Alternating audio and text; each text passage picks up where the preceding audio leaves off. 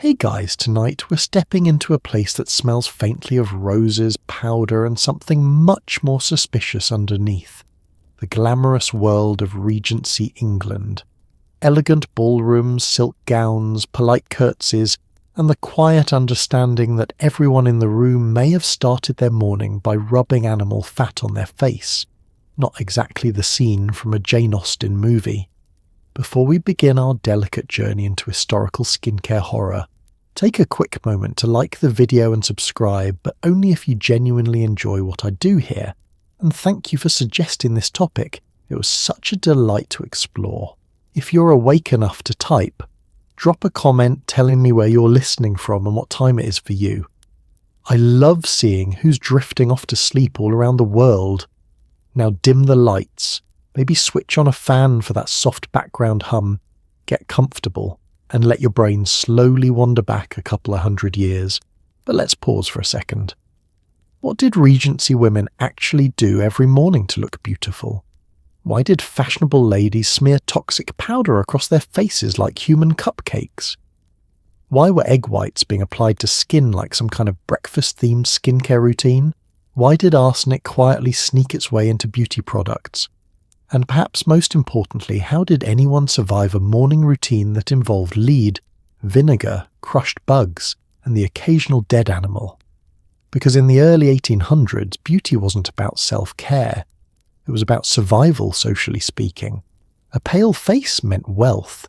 A smooth complexion meant status. And if you had to poison yourself slightly every morning to achieve it well, that was simply the price of elegance. So congratulations.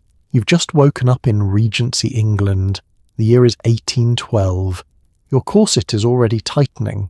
Your maid is holding something that looks like powdered chalk, and somewhere on the vanity table is a jar of cream that may or may not contain lead. Let's begin your morning routine. Good luck. You wake slowly beneath layers of linen sheets, the faint scent of lavender attempting, heroically but unsuccessfully, to cover the lingering perfume of last night's candle smoke and hair powder. Outside, carriages rumble along muddy streets, and somewhere in the house a maid is already heating water. Your face feels tight, slightly itchy, and suspiciously stiff. That's because yesterday's cosmetics haven't fully come off. In Regency England, beauty doesn't politely disappear overnight. It clings to your skin like an ambitious barnacle. For a moment you lie still, blinking at the soft morning light creeping through the curtains. The house is waking up around you. Floorboards creak somewhere down the hall. A kettle clinks faintly in the kitchen below. A servant coughs in the courtyard. The city outside is already stirring, horses clopping through the damp streets, wheels grinding through yesterday's mud. But before you think about breakfast, before you think about walking outside, there is a much more urgent problem. Your face. You reach up cautiously and touch your cheek. Yes, still there. The faint powder from yesterday's promenade is clinging stubbornly to your skin, a delicate layer of cosmetic history, if you will. Along your hairline, a trace of hair powder lingers like chalk dust after a very elegant explosion. And around your mouth, the skin feels oddly stiff, as if your face has spent the night trying to remember how to be skin again. This is perfectly normal. Regency beauty products are not exactly designed for quick exits. Once applied, they behave more like house guests who decided to stay the weekend. You sit up slowly, careful not to disturb your hair too much. Depending on how ambitious last night's styling was, your hair may still contain pins, ribbons, or the faint structural integrity of yesterday's pomade. Regency hairstyles can be surprisingly architectural. Moving too quickly can cause the whole thing to collapse like a very polite landslide. Across the room sits the dressing table. This is where the real work begins. You swing your feet carefully onto the floor, feeling the cool wood beneath your toes. The morning air is crisp, and the room still smells faintly of perfume, powder, and the soft, smoky ghost of last night's candles. The dressing table waits patiently, covered with small jars, brushes, cloths, and mysterious little pots whose contents range from helpful to mildly alarming. Your maid will arrive soon, but for now you take a moment to examine your reflection. The mirror, of course, is not especially flattering. Regency mirrors have a way of showing everything with alarming honesty. The pale residue of powder dusts your cheeks. Your skin looks slightly dull beneath the cosmetics. And near your eyebrow, a tiny patch of yesterday's rouge has survived the night like a brave but confused soldier. You lean closer. Yes, there it is. Proof that beauty, in this era, is not something that gently fades away while you sleep. It sticks around. It lingers. It waits patiently for the next round. Soon the routine will begin. Cold water, cloths, creams, powders, brushes, an entire morning ritual dedicated to convincing the world that you woke up looking effortlessly graceful. But right now, in the quiet moment before the transformation begins, you sit there with last night's beauty still clinging to your face and hair like a stubborn memory, and you realise something important. In Regency England, elegance doesn't start fresh each morning. It simply continues from yesterday. The first thing you do is approach the mirror, not because you're vain, but because society requires constant vigilance. In Regency England, a woman's face is her social passport. A pale, flawless complexion suggests refinement and wealth. Anything else suggests farm labour. The mirror reveals yesterday's powder, faint smudges of rouge, and skin that's about to be aggressively corrected with substances that modern dermatologists would immediately run away from. You lean closer to the glass. Regency mirrors are not particularly forgiving. The surface is slightly wavy, the light from the window uneven, and yet somehow every tiny detail of your face still manages to announce itself like an eager town crier. There it is. The powder from yesterday's outing still clings faintly to your cheeks, settling into the delicate geography of your skin. A pale ghost of cosmetic ambition. The rouge has faded, but not entirely. One cheek carries a faint pink stain, as if your face spent the night blushing about something mildly embarrassing, and along the edge of your jaw, yes, a suspicious patch of dullness that absolutely cannot be allowed to remain. Because in Regency society, your face is doing an incredible amount of work. It tells the world whether you're delicate, wealthy, respectable, and definitely not someone who spends their mornings wrestling vegetables out of muddy fields. Pale skin signals a life of leisure, of drawing rooms and tea services and walks through gardens. Darkened or weathered skin, on the other hand, suggests something far more scandalous. Sunlight, hard labour, possibly even exercise, none of which are considered particularly fashionable. So every morning begins with this quiet inspection. A careful review of the canvas before the painting begins. You tilt your head slightly, examining the subtle shadows beneath your eyes. Nothing terrible, just the gentle reminder that last night's candlelit gathering lasted longer than expected. Regency evenings have a way of doing that. One conversation becomes another, the musicians play one more song, and suddenly it is well past midnight and everyone is pretending they're not slightly exhausted. The mirror also reveals something else. Your skin looks human. This will not do, because the ideal Regency complexion is not exactly human.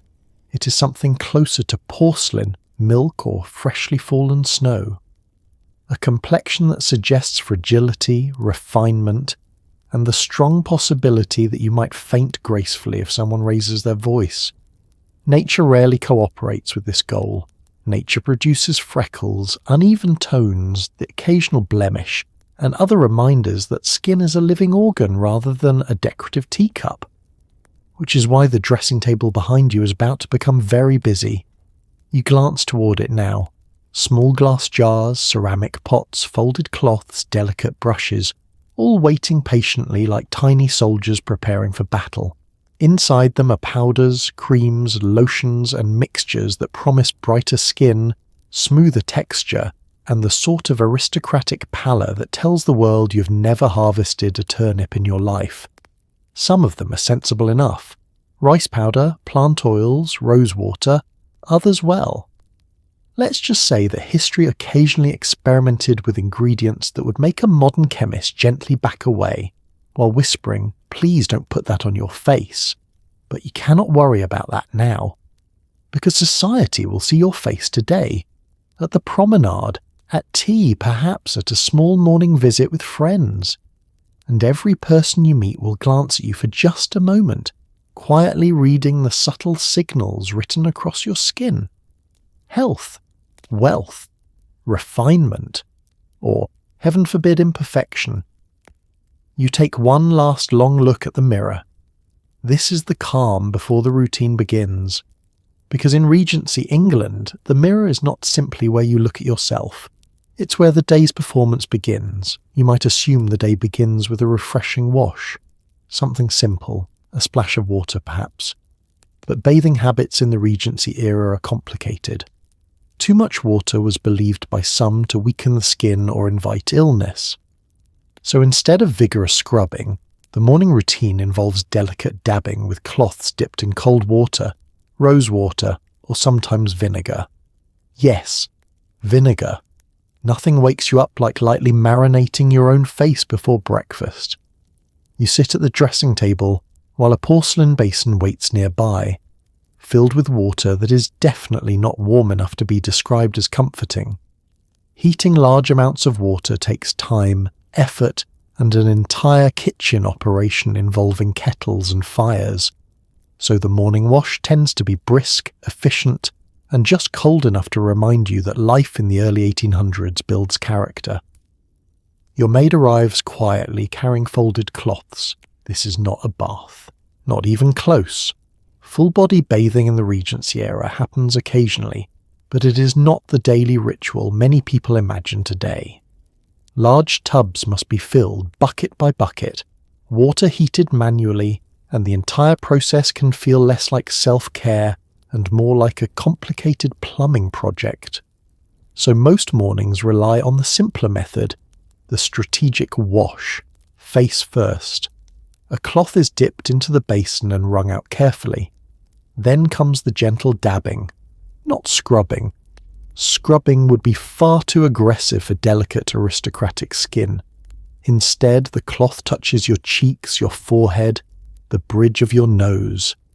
Dab, lift, dab again.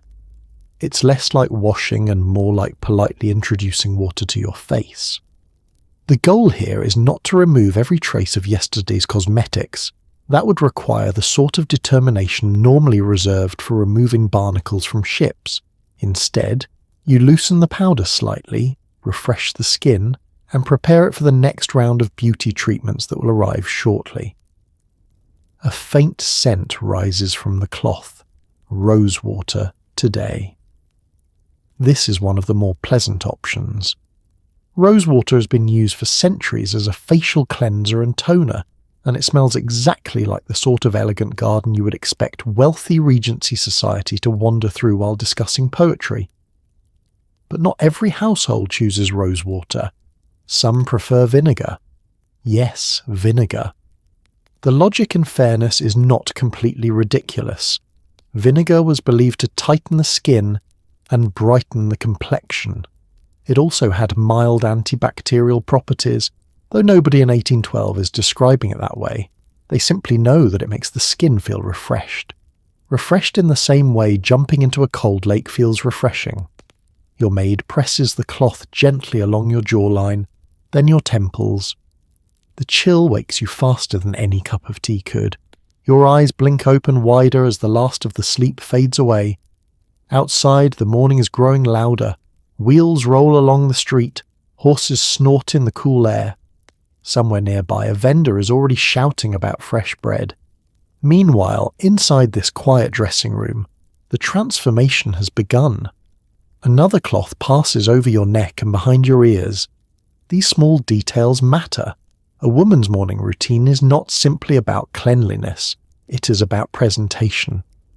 When you leave this room later today, the world will see a version of you that appears effortlessly graceful.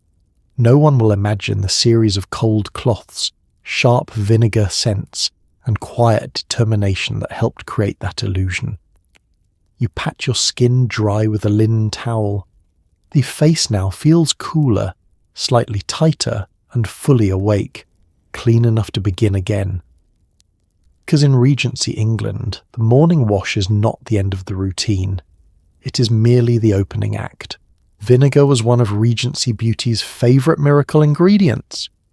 Women believed it tightened pores and whitened the skin. In reality, it mostly smelled like you'd just finished pickling yourself. Ladies would dab vinegar mixtures onto their faces using cloth pads, hoping for a smoother complexion. It worked in the same way standing next to a bonfire warms you. Briefly effective, mildly alarming, and not recommended for long-term health. You sit patiently at the dressing table while a small glass bottle is uncorked nearby. Immediately the smell arrives. Sharp, sour, unmistakable. If you've ever opened a jar of pickles and leaned too close, you already understand the basic atmosphere of this moment. The scent climbs politely but firmly into your nose, announcing itself with the confidence of a substance that has been cleaning things since the Roman Empire. Your maid pours a small amount onto a folded cloth, and here we go. The cloth touches your cheek, cold. Then the vinegar sinks in with a tiny sting, like your skin is gently protesting the entire arrangement. You try not to flinch. Regency Beauty demands composure, even when your morning skincare routine resembles the preparation stage of a salad dressing. Dab, lift, dab again. The vinegar solution is applied carefully across your cheeks, forehead and chin. The goal is simple: tighten the skin, brighten the complexion, and encourage that fashionable pale glow that signals you spend your days reading poetry rather than digging potatoes. Paleness in Regency society is everything. A pale face suggests refinement, indoor living, delicate sensibilities, a life filled with drawing rooms, pianofortes, and meaningful glances across candlelit dinner tables. Sun-darkened skin, on the other hand, suggests something far less glamorous. Labour, the sort of labour that involves mud, tools, and possibly a goat. So the vinegar treatment becomes a quiet morning ritual across fashionable households. Beauty guides of the time recommend it confidently. Some recipes even mix vinegar with herbs, rose petals, or lavender to soften the scent, which helps, slightly. But vinegar remains vinegar. No amount of rose petals can fully disguise the fact that you are applying something normally associated with salad dressing to your face before breakfast. The cloth moves slowly along your jawline. There is that tightening sensation now. The skin feels firmer, almost pulled gently into place. It's not entirely unpleasant, though it carries the faint suspicion that your face has just been reminded who's in charge. You lean back in the chair while the mixture dries. Across the room, sunlight creeps further across the floorboards. The dressing table glints softly with glass bottles and polished brushes. From outside, the city is fully awake now. Carriages clatter, voices drift up from the street, and somewhere nearby a dog barks enthusiastically at nothing in particular. Meanwhile, you sit perfectly still, allowing vinegar to quietly perform its supposed miracle. To be fair, the effect is not entirely imaginary. The acidity does tighten the skin slightly. It removes excess oils and leaves the face looking a bit smoother, a bit brighter, a bit more prepared for the next layer of powders and creams that will soon arrive. Of course, Regency women are not thinking about chemical exfoliation or pH levels. They simply know that this works, or at least seems to work. And in the world of historical beauty routines, seems to work is often the highest scientific standard available. After a moment, your maid gently pats your face with a dry cloth. The vinegar scent lingers faintly, though the rose water used earlier is attempting a heroic comeback. Your skin now feels cool, slightly tightened, and awake enough to face whatever the next stage of this elaborate morning ritual might be. Because the vinegar treatment is not the main event, it is simply another step, another tiny battle in the daily war between your natural face and Regency society's very specific idea of perfection. In Regency society, pale skin wasn't just fashionable, it was proof you didn't work outdoors like a peasant wrestling turnips for survival.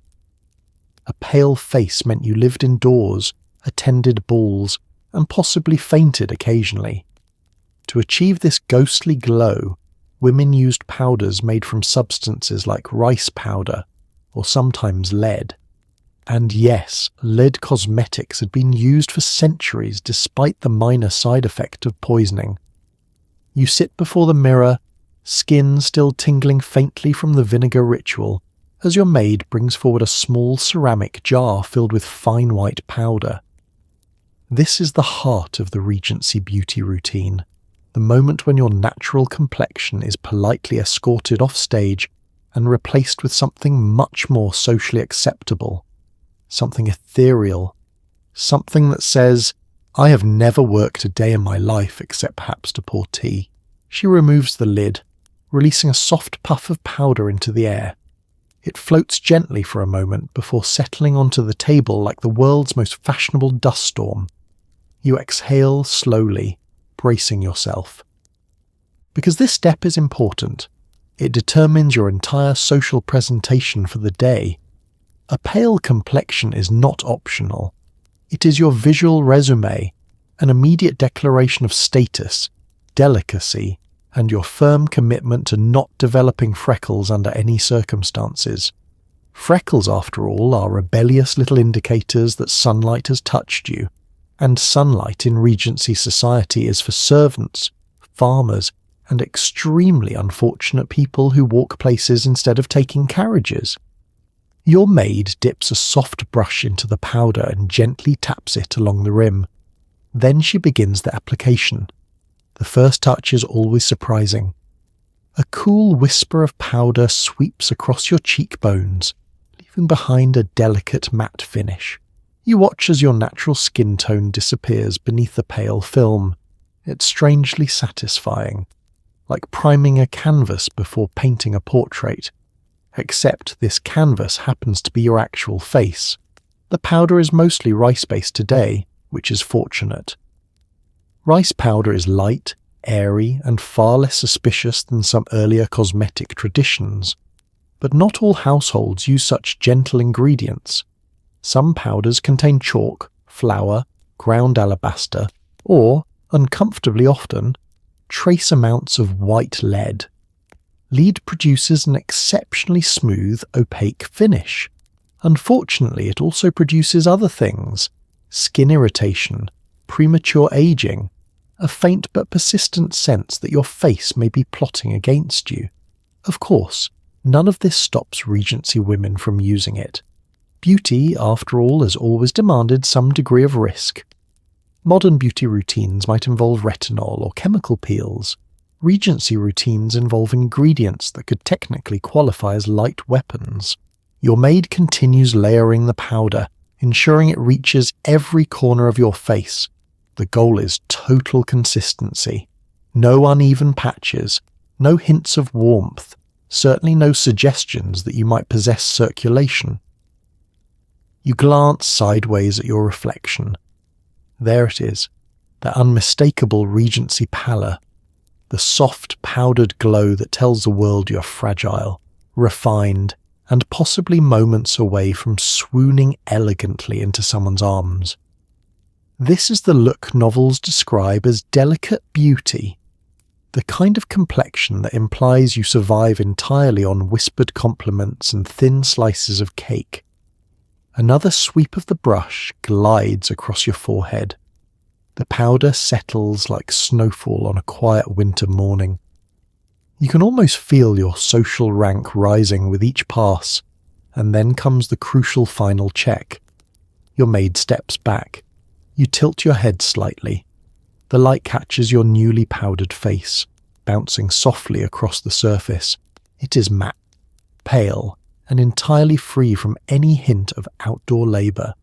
In short, perfect. But beneath that perfection lies the quiet absurdity of the whole ritual.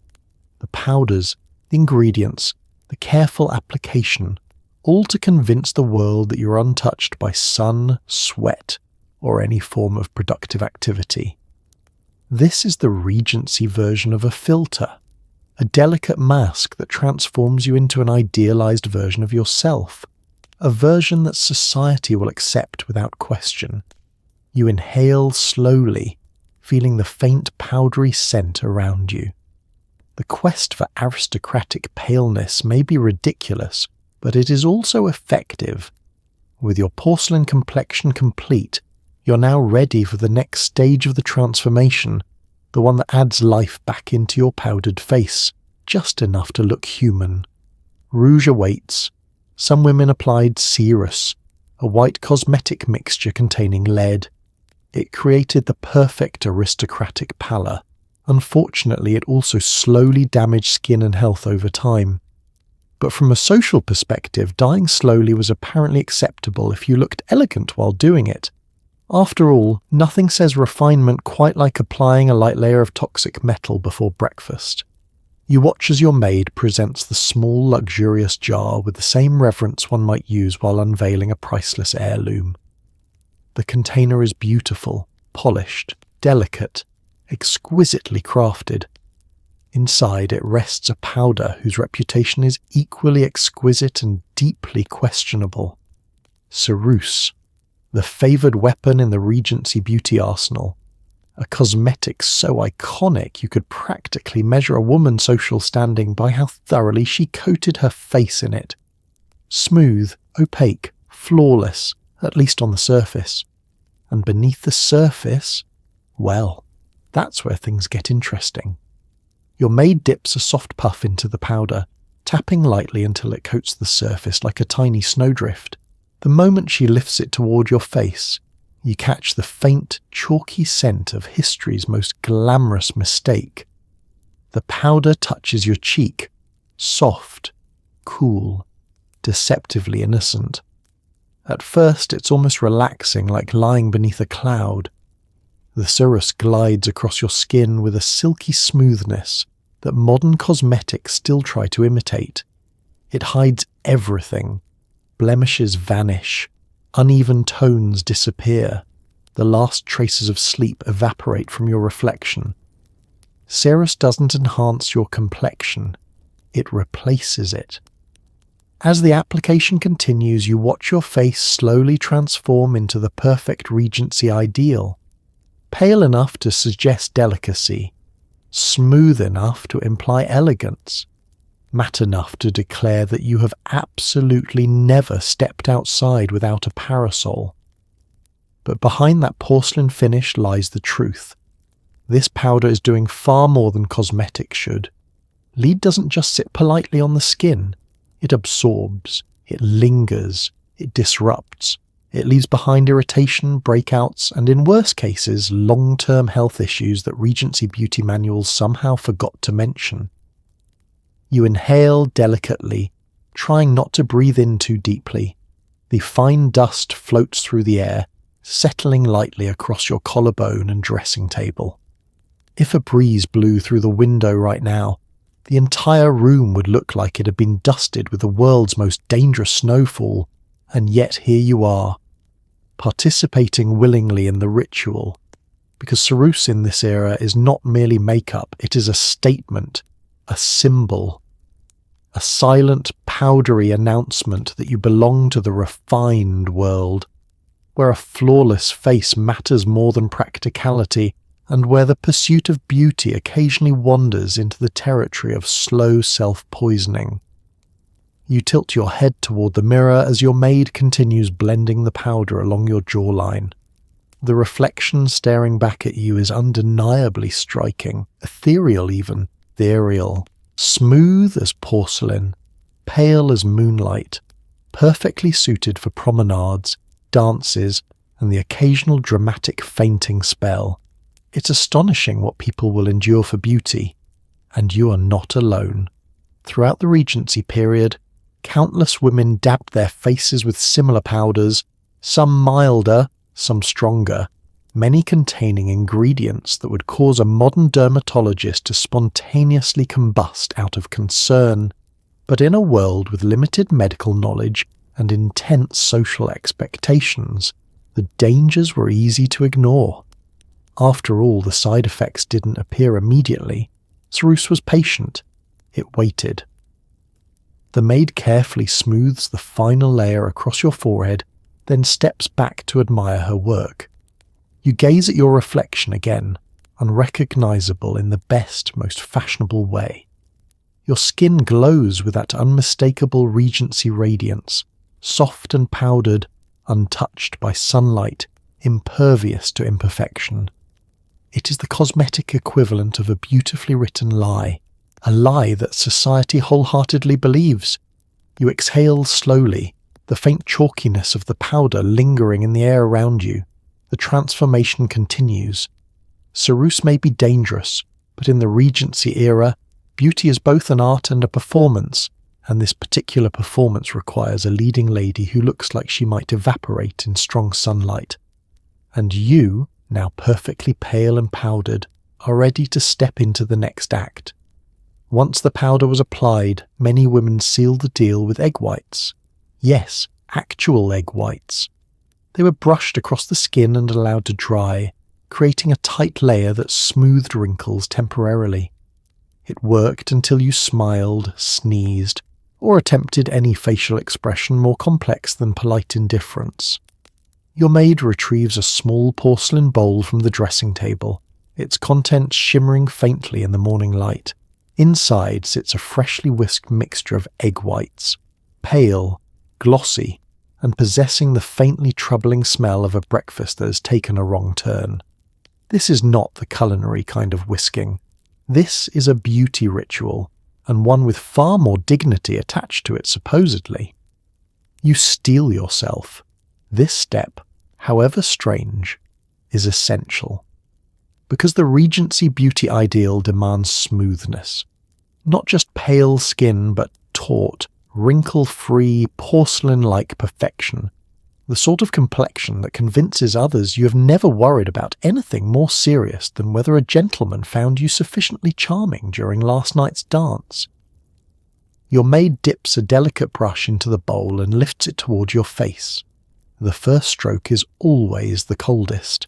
The egg whites glide across your powdered skin in a thin, cool layer that makes you instinctively widen your eyes, as if trying to escape your own face. It feels slick and strange, like brushing on a very polite slime, but you hold perfectly still. Wiggling during this stage could compromise the structural integrity of your future elegance. Another stroke across the forehead, then the chin, then the cheeks. Slowly your face transforms from a powdered canvas into something glossy, somewhere between porcelain doll and someone who fell asleep too close to a bakery. The mask begins to set within moments, and the tightening begins. It starts gently, tugging at the corners of your mouth. Then it spreads across your cheeks, forehead, and jawline, whispering, "Don't you dare move." It's the Regency equivalent of Botox, except temporary and made from something you could technically fry in a pan. You watch your reflection. Your face is becoming alarmingly shiny now. Some women adored the tightening sensation, claiming it made them feel refreshed and renewed. Others disliked it and described the experience as wearing one's own face incorrectly, but everyone agreed on its usefulness.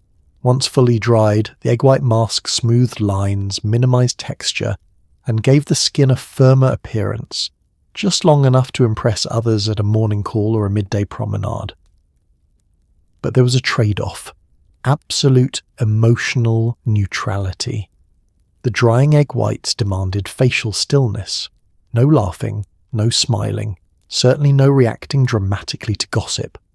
Even raising an eyebrow was risky. Anything beyond mild interest could cause the mask to crack, flaking like a tiny landslide down your cheeks and exposing the natural world beneath. And Regency society, was not ready for the natural world. So you sit there motionless. You breathe carefully through your nose, adopting the serene expression of someone who is entirely composed, definitely comfortable, and absolutely not drying breakfast ingredients on their face. Your maid waits patiently, hands folded. This is a common scene throughout upper-class households across England. Women sitting at dressing tables, their faces stiffening into elegant paralysis for the sake of beauty. In novels, mornings always seem effortless and graceful. In reality, they involve a surprising amount of protein-based skincare and emotional restraint. The mask continues to tighten. Your lips feel numb, your cheeks feel immobile, and you have the overwhelming sense that if someone told you a joke right now, your face would simply fall apart. But eventually, after several long minutes, the ritual is complete. Your maid leans in, assessing every inch of your face with the seriousness of a surgeon.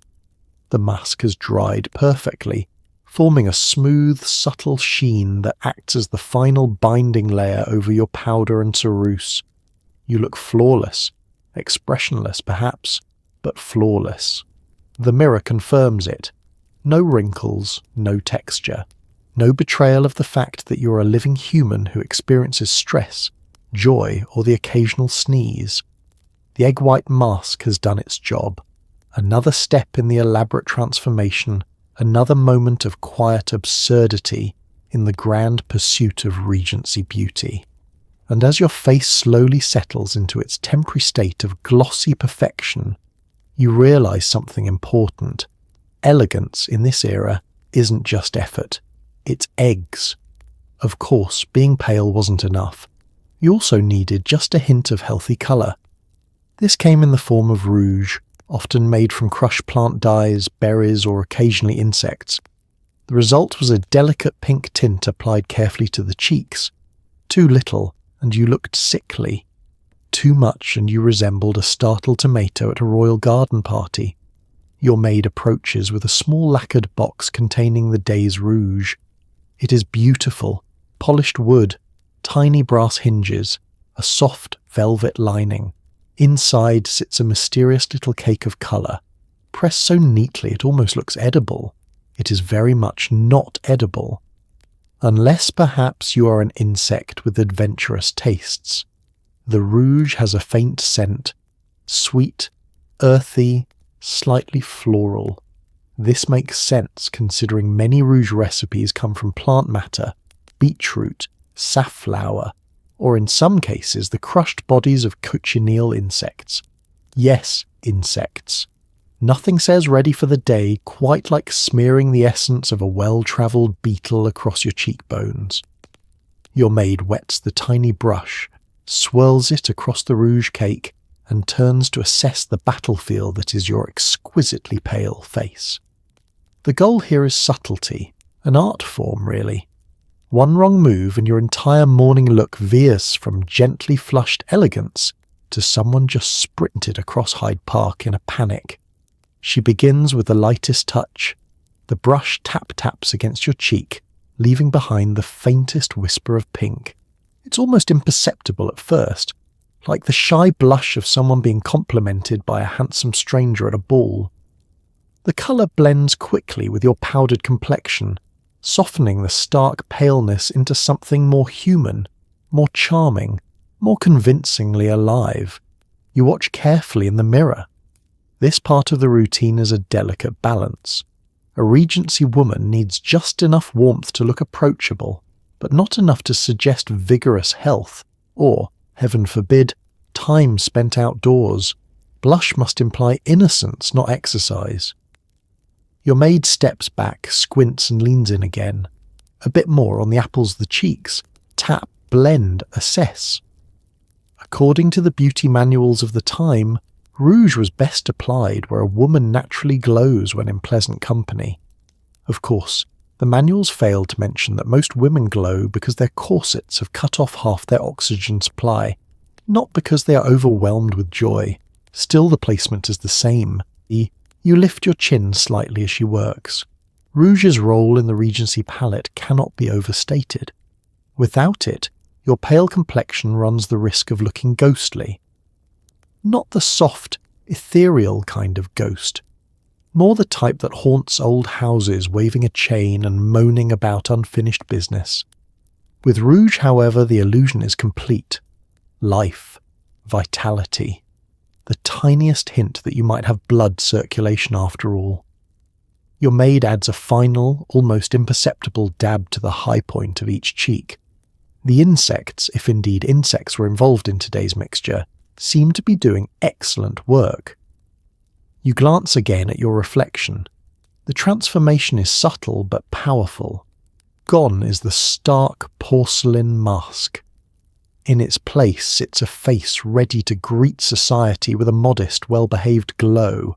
A glow that says, "I am delicate and charming and absolutely not wearing crush bugs, thank you very much." Of course, Rouge carries its own social considerations. Too little, and people worry about your health. Is she unwell? Poor thing looks like she's about to faint. Too much, and you court scandal.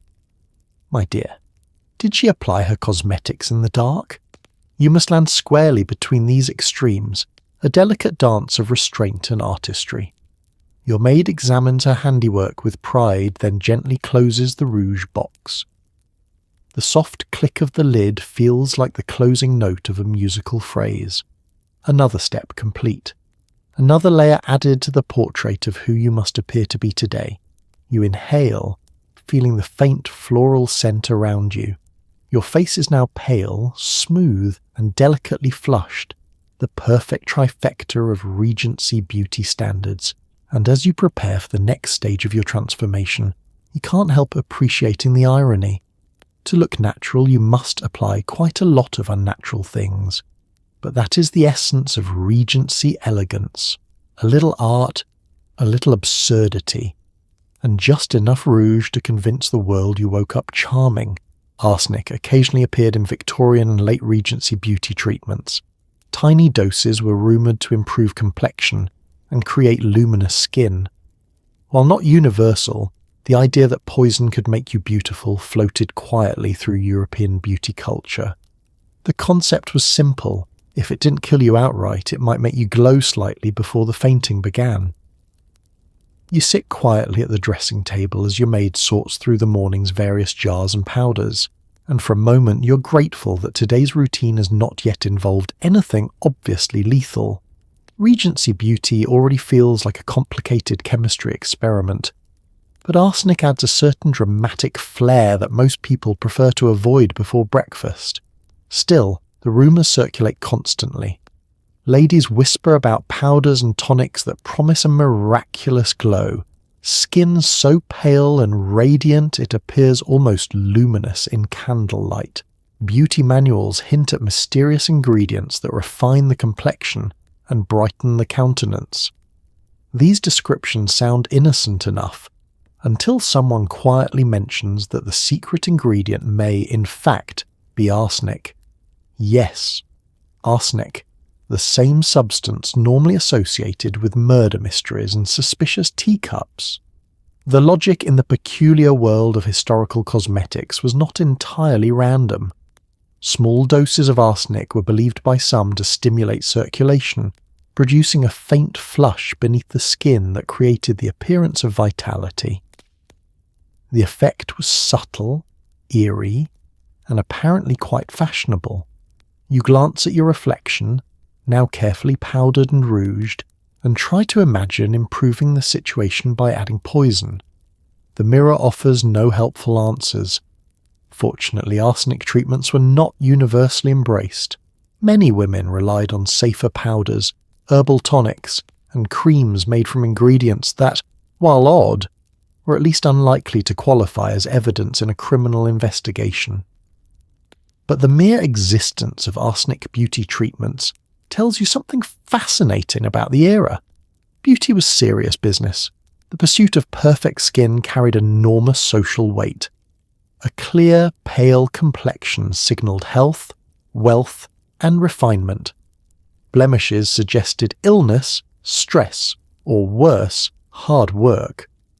In a society where appearance could influence marriage prospects and social status, the pressure to maintain flawless skin was immense.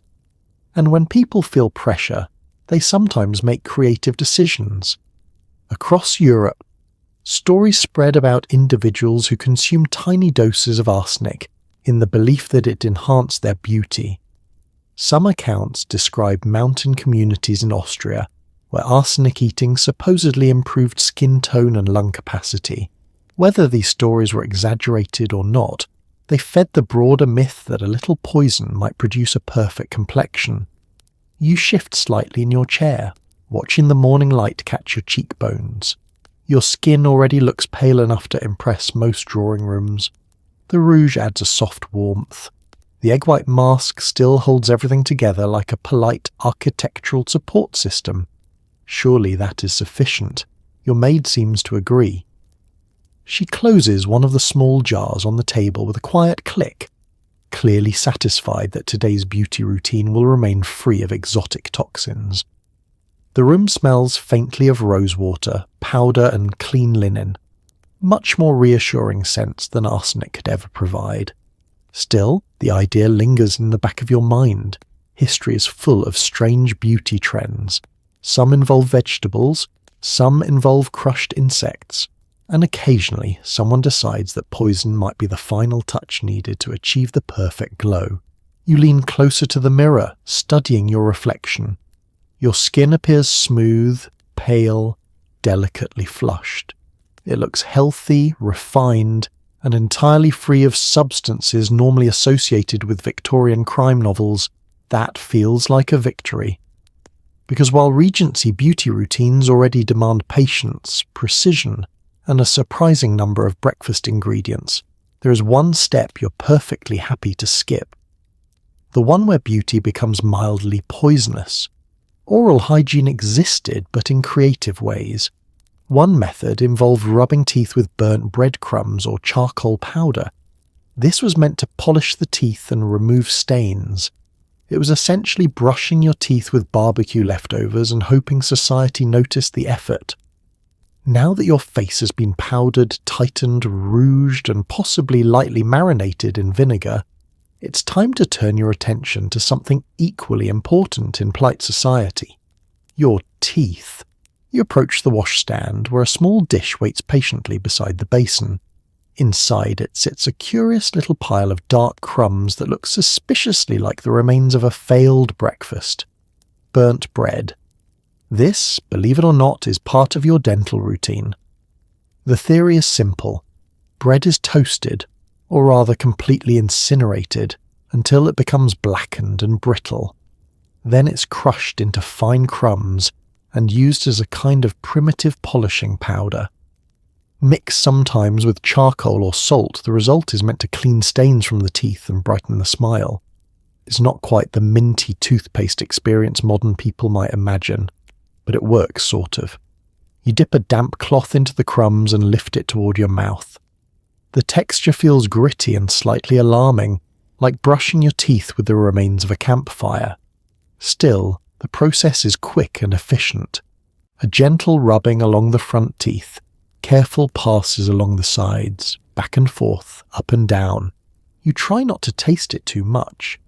The flavour is exactly what you would expect if someone described it as charred bakery. Not terrible, not pleasant, and definitely not peppermint. But in Regency England, the goal of oral hygiene isn't a sparkling Hollywood smile, it's simply avoiding disaster.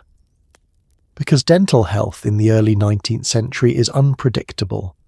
Toothbrushes do exist by this time, usually made with bone handles and coarse bristles, but they're not yet universal household items. Many people rely on cloths, powders, or small sticks to clean their teeth. Some chew on twigs to freshen their breath. Others rinse their mouths with wine or vinegar, which, as you may notice, seems to be a recurring theme in historical hygiene. Vinegar solves many problems, it also creates many others. You glance at your reflection as you continue polishing your teeth with the burnt bread mixture. The gritty powder does remove some stains, leaving your teeth looking a bit brighter than they did a moment ago. It's not a dramatic transformation. This is Regency dentistry, not a modern whitening treatment, but it's enough. And in polite society, enough often counts as success. Your maid hands you a small cup of water to rinse. The water is cool and refreshing after the smoky crumbs. You swish carefully, then spit into the basin with quiet dignity. Regency mornings require a surprising number of small, awkward rituals performed as gracefully as possible. You lean closer to the mirror. Your teeth look respectable, which is exactly what you want. Because while beauty standards in the Regency period obsess over pale skin and delicate features, a smile still matters.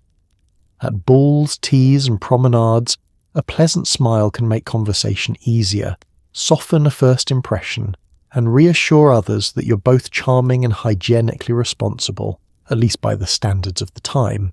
Of course, the long-term results of burnt bread dentistry are mixed. Charcoal can polish stains, but it can also be abrasive.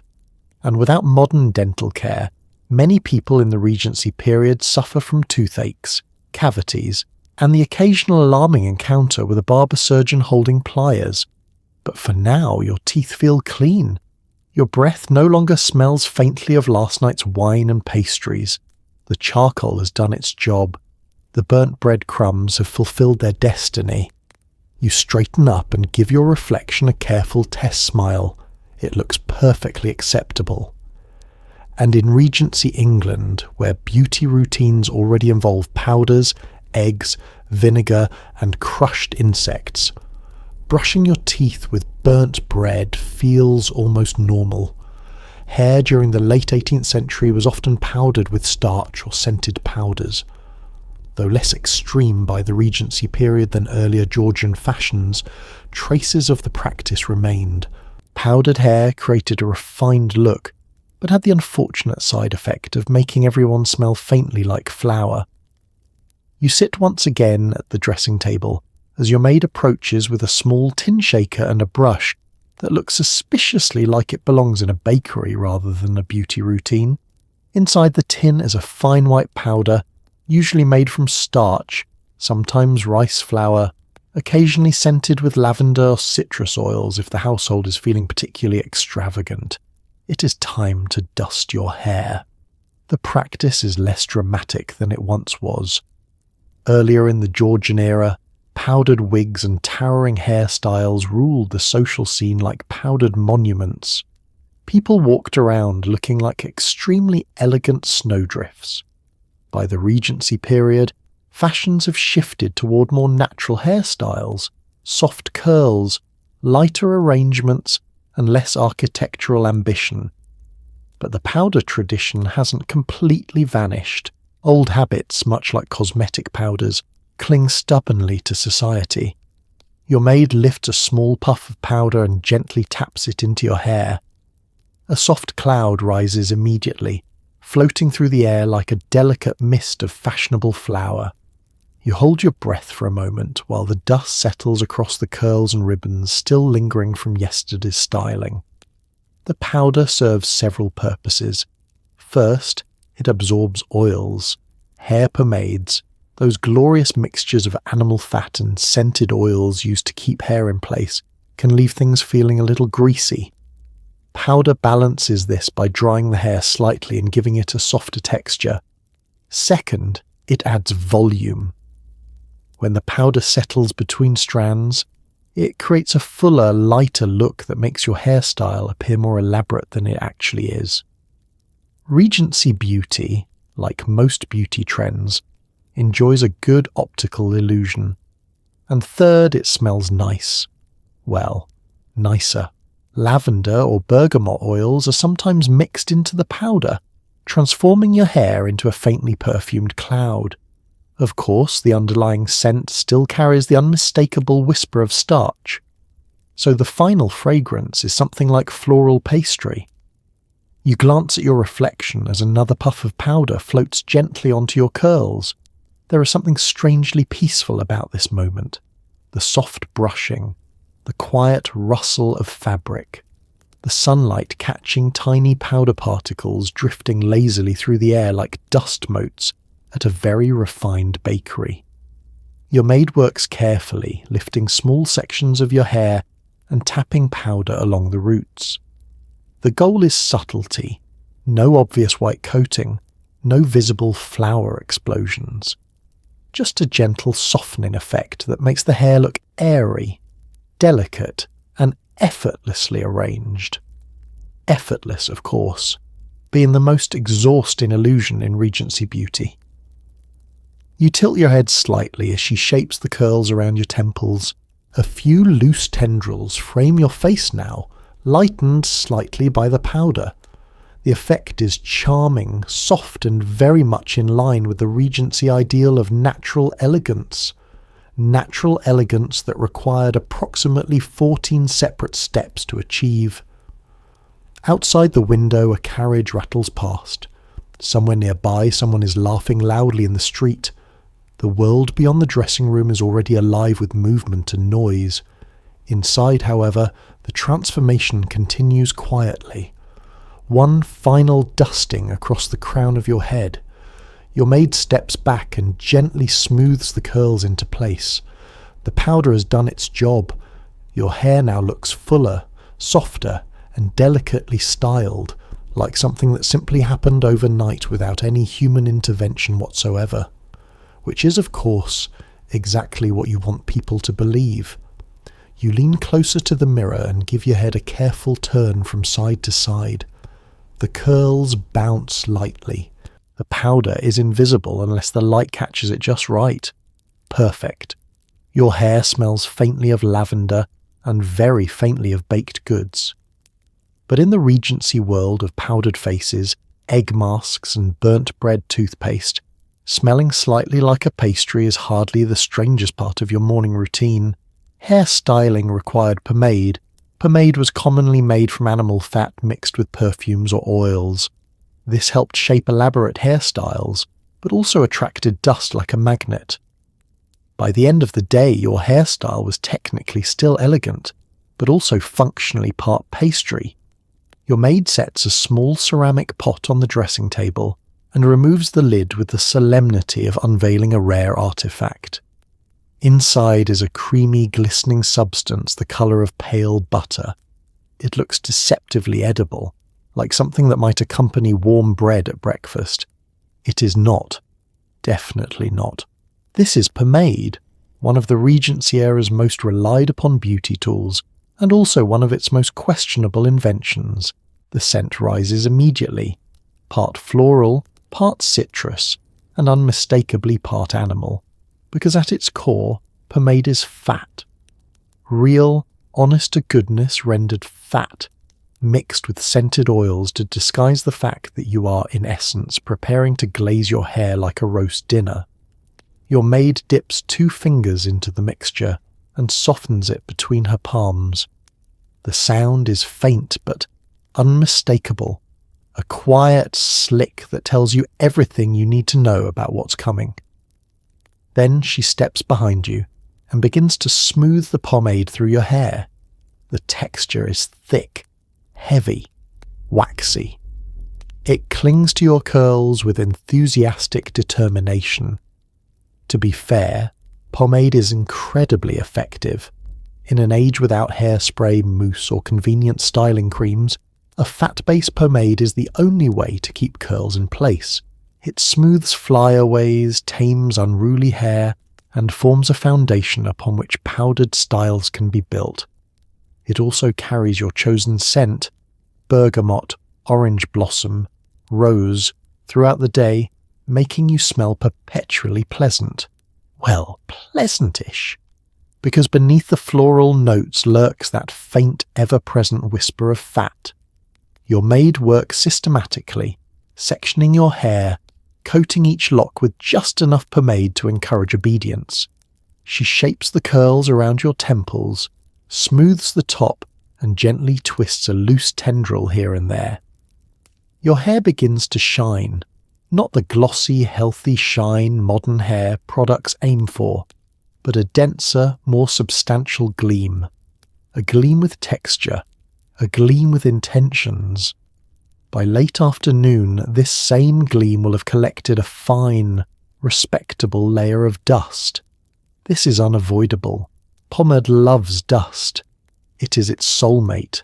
Together they form a soft, delicate coating that makes your hair look like it has survived a light snowfall inside a bakery. If you attend a ball, expect even more accumulation. Floating powder from wigs and perfumes settling onto your hair like decorative garnish. But right now, in the fresh morning light, your hair looks sculpted, elegant, and surprisingly manageable.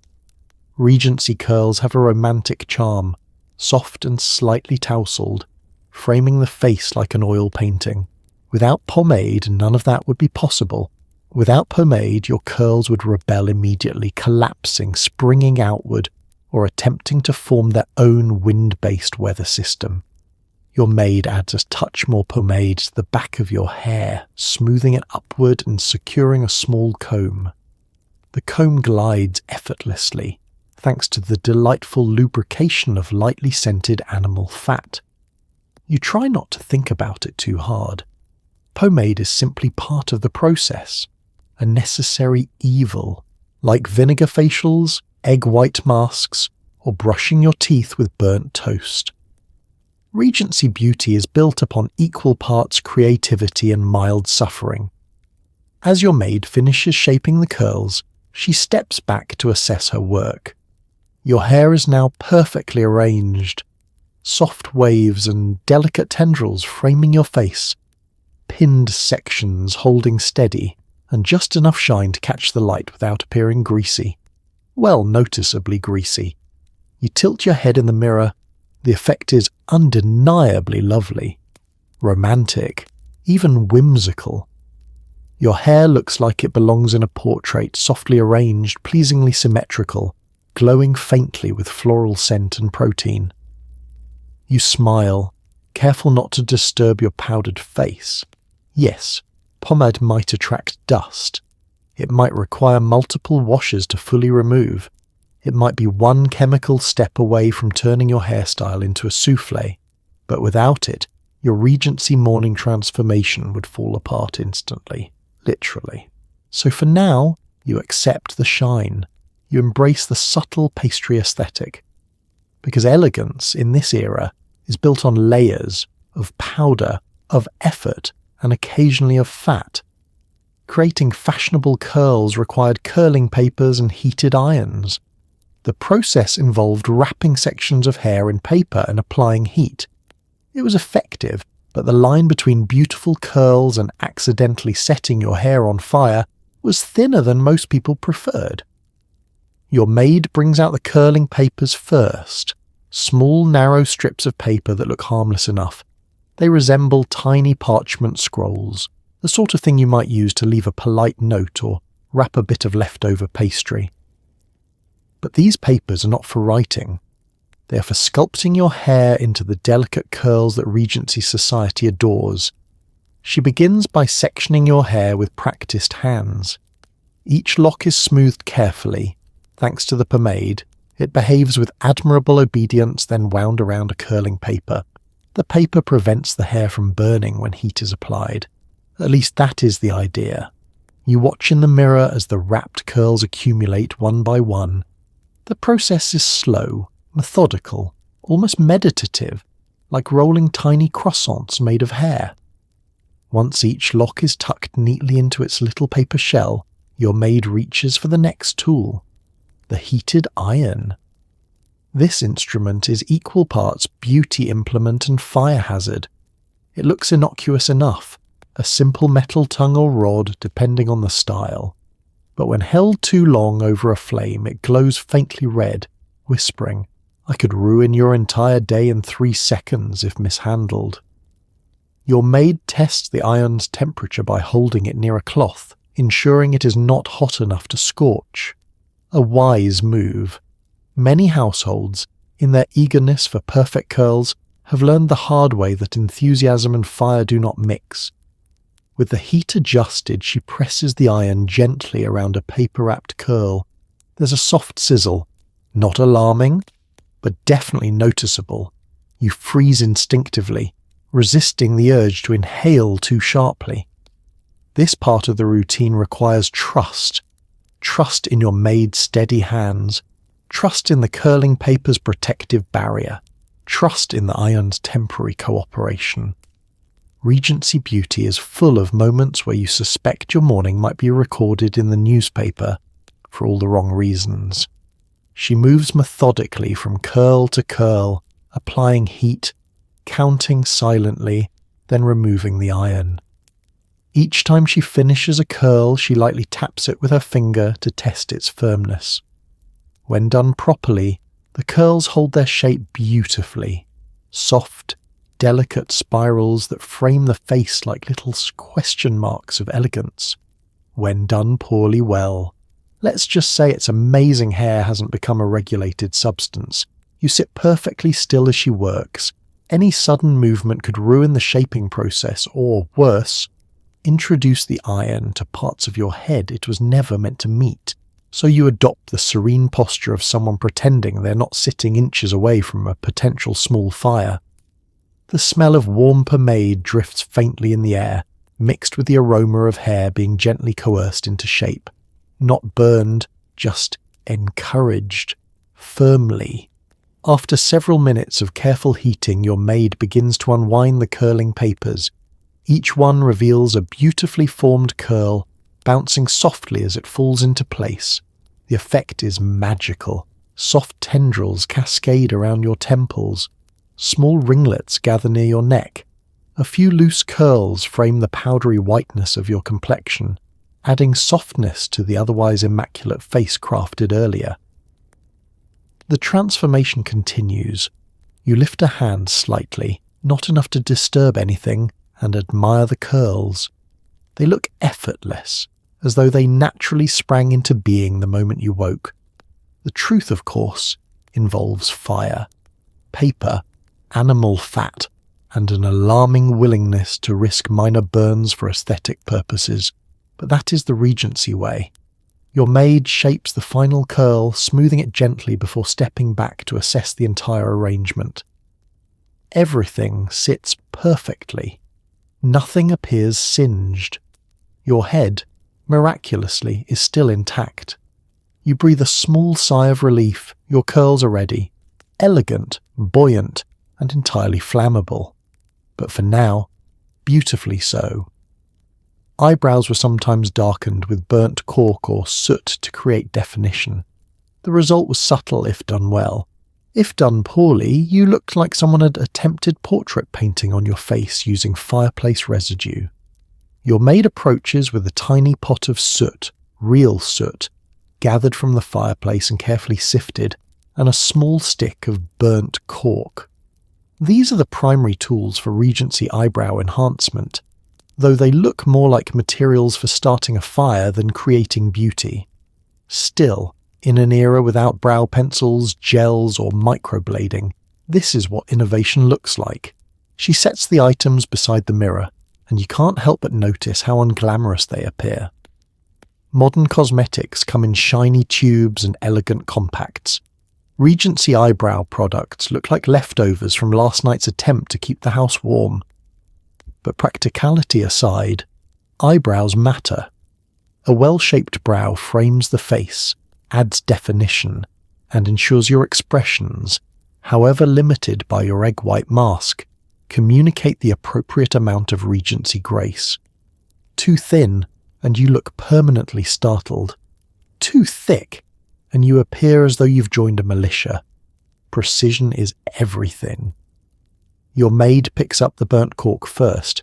She tests its softness with her thumb, smudging a faint black streak across her skin. Satisfied, she brings it toward your face. You hold perfectly still as she begins to trace gentle lines along your brows, using light strokes that mimic the appearance of individual hairs. The burnt cork glides surprisingly well, leaving behind a soft charcoal tint. You can feel the faintest pressure as she shapes the arch, enhances the tail, and fills sparse areas. The process is delicate. One wrong movement and you risk stepping into caricature territory. After a few careful passes, she switches tools. Now comes the soot. The pot is small, the contents fine as silk and the colour rich and deep. She dips a tiny brush into the soot and taps off the excess, creating a miniature cloud of black dust that drifts through the air before settling harmlessly onto the dressing table. Then she leans in, applying it with expert precision to intensify the shape she created with the cork. The soot adds depth. It gives the brows dimension. It creates a slightly dramatic effect that contrasts beautifully with your powdered, pale complexion. Your skin may resemble porcelain, but your brows now frame your face with quiet insistence, like two perfect strokes of ink on a blank page. You blink softly, careful not to disturb anything. The transformation is subtle but undeniable. Your brows are no longer an afterthought. They are a statement. A gentle one, yes, but a statement nonetheless. Your maid steps back, squints and tilts her head. This part is critical. A well-trained maid knows that eyebrows must not be too bold, otherwise gossip ensues. She looks fierce today, someone might whisper. Or worse, she looks expressive. No Regency woman wants to be accused of excessive emotion before noon. Satisfied, your maid brushes away any stray soot from your forehead and smooths the curls that frame your brows. The effect is harmonious. Soft curls, pale skin, gently darkened eyebrows that enhance rather than overwhelm. You study the mirror. Your face looks balanced now, symmetrical and refined. The brows provide contrast without shouting. They lift the expression slightly, creating the illusion of alertness even if your real energy level is somewhere between sleepy and still drying egg on my face. It's remarkable, really. With nothing but burnt cork and chimney dust, Regency beauty creates dimension, shadow, structure. It's artistry disguised as improvisation. It's elegance built on household remnants. And like so many parts of this morning ritual, vinegar for the skin, animal fat for the hair, egg whites for the wrinkles, eyebrow enhancement is one more example of how resourceful, stubborn, and delightfully absurd beauty routines once were. Your maid sets the tools aside. Your brows are finished. Defined, natural, expressive, but not too expressive. Perfect for a day in Regency society, where the goal is to appear effortlessly composed, even if your beauty routine involved fire, soot, and a small possibility of looking like a sketch artist practiced on your face. Lip colour often came from natural dyes or tinted salves. The goal wasn't bold lipstick, but a soft tint suggesting youth and vitality. Subtlety was key. Regency beauty prized the illusion that you woke up looking perfect after applying 12 different substances to your face. Your maid brings forward a small wooden box filled with little pots and tiny jars, each one holding some variation of a lip tint. Unlike the bright lacquered lipsticks of modern times, Regency lip colour is delicate, almost shy. It wants to be noticed, but only just. Anything too bold edges dangerously close to looking theatrical, and unless you're performing in a travelling production of Hamlet, that is not the desired outcome. She opens the first jar. Inside is a deep berry-coloured mixture made from crushed raspberries and beeswax. It smells faintly sweet, like a dessert pretending it is a beauty product. Next to it sits another pot, this one tinted a soft coral from annatto seeds. A third holds a reddish stain made from cochineal insects, tiny beetles whose crushed bodies produce a brilliant red dye used in everything from makeup to expensive fabrics. Yes, once again, insects have entered the chat. You lean forward just a bit as she holds the first option up to your lips. She's inspecting the balance of your complexion, the paleness, the rouge, the powdered softness of your face. Lip colour must harmonise with the rest of the palette. Too pale, and you look faint. Too dark, and you look like you've been secretly eating cherries behind the conservatory. She makes her choice. A soft, rosy tint, something natural enough to maintain the illusion of effortless beauty, yet vibrant enough to suggest you are full of youthful energy, and not, in fact, being held together by egg whites and aristocratic expectations. She dips a small brush into the pot, gathers a tiny amount of pigment, and lifts it toward your lips. The first touch is cool. The texture is creamy thanks to the beeswax. The colour spreads gently, sinking into the lips rather than coating them. This is the magic of natural pigments. They stain, they blend, they linger. You press your lips together lightly to help distribute the tint. The colour deepens. Your lips now carry a soft blush, something between rose and raspberry. It's subtle, tender, almost delicate. The kind of lip colour that looks as though you simply awoke from the most peaceful sleep of your life with perfectly rosy lips, despite the fact that you actually woke up with stale powder and hair starch embedded in your pillow. Your maid steps back to assess the effect. Lip tint in the Regency world carries more meaning than simple aesthetics. Pale lips could be a sign of illness, exhaustion, or inadequate nutrition. A hint of pink, meanwhile, suggested warmth, youthfulness, and vitality. It also signalled that you were taking part in the daily performance of beauty, the quiet, constant presentation of refinement expected from women of means. Of course, lip tint also had its inconveniences. Natural pigments faded easily. Drinking tea, gone. Eating a small biscuit, gone. Accidentally licking your lips because the mixture smells faintly fruity, definitely gone. Some tints also stained a bit too well, leaving you with a faint outline long after the day was done, but for now your lips look perfect, soft, rosy, alive, not dramatic, never dramatic, but subtly enhanced, the final flourish on a face that is now fully participating in the dance of Regency beauty.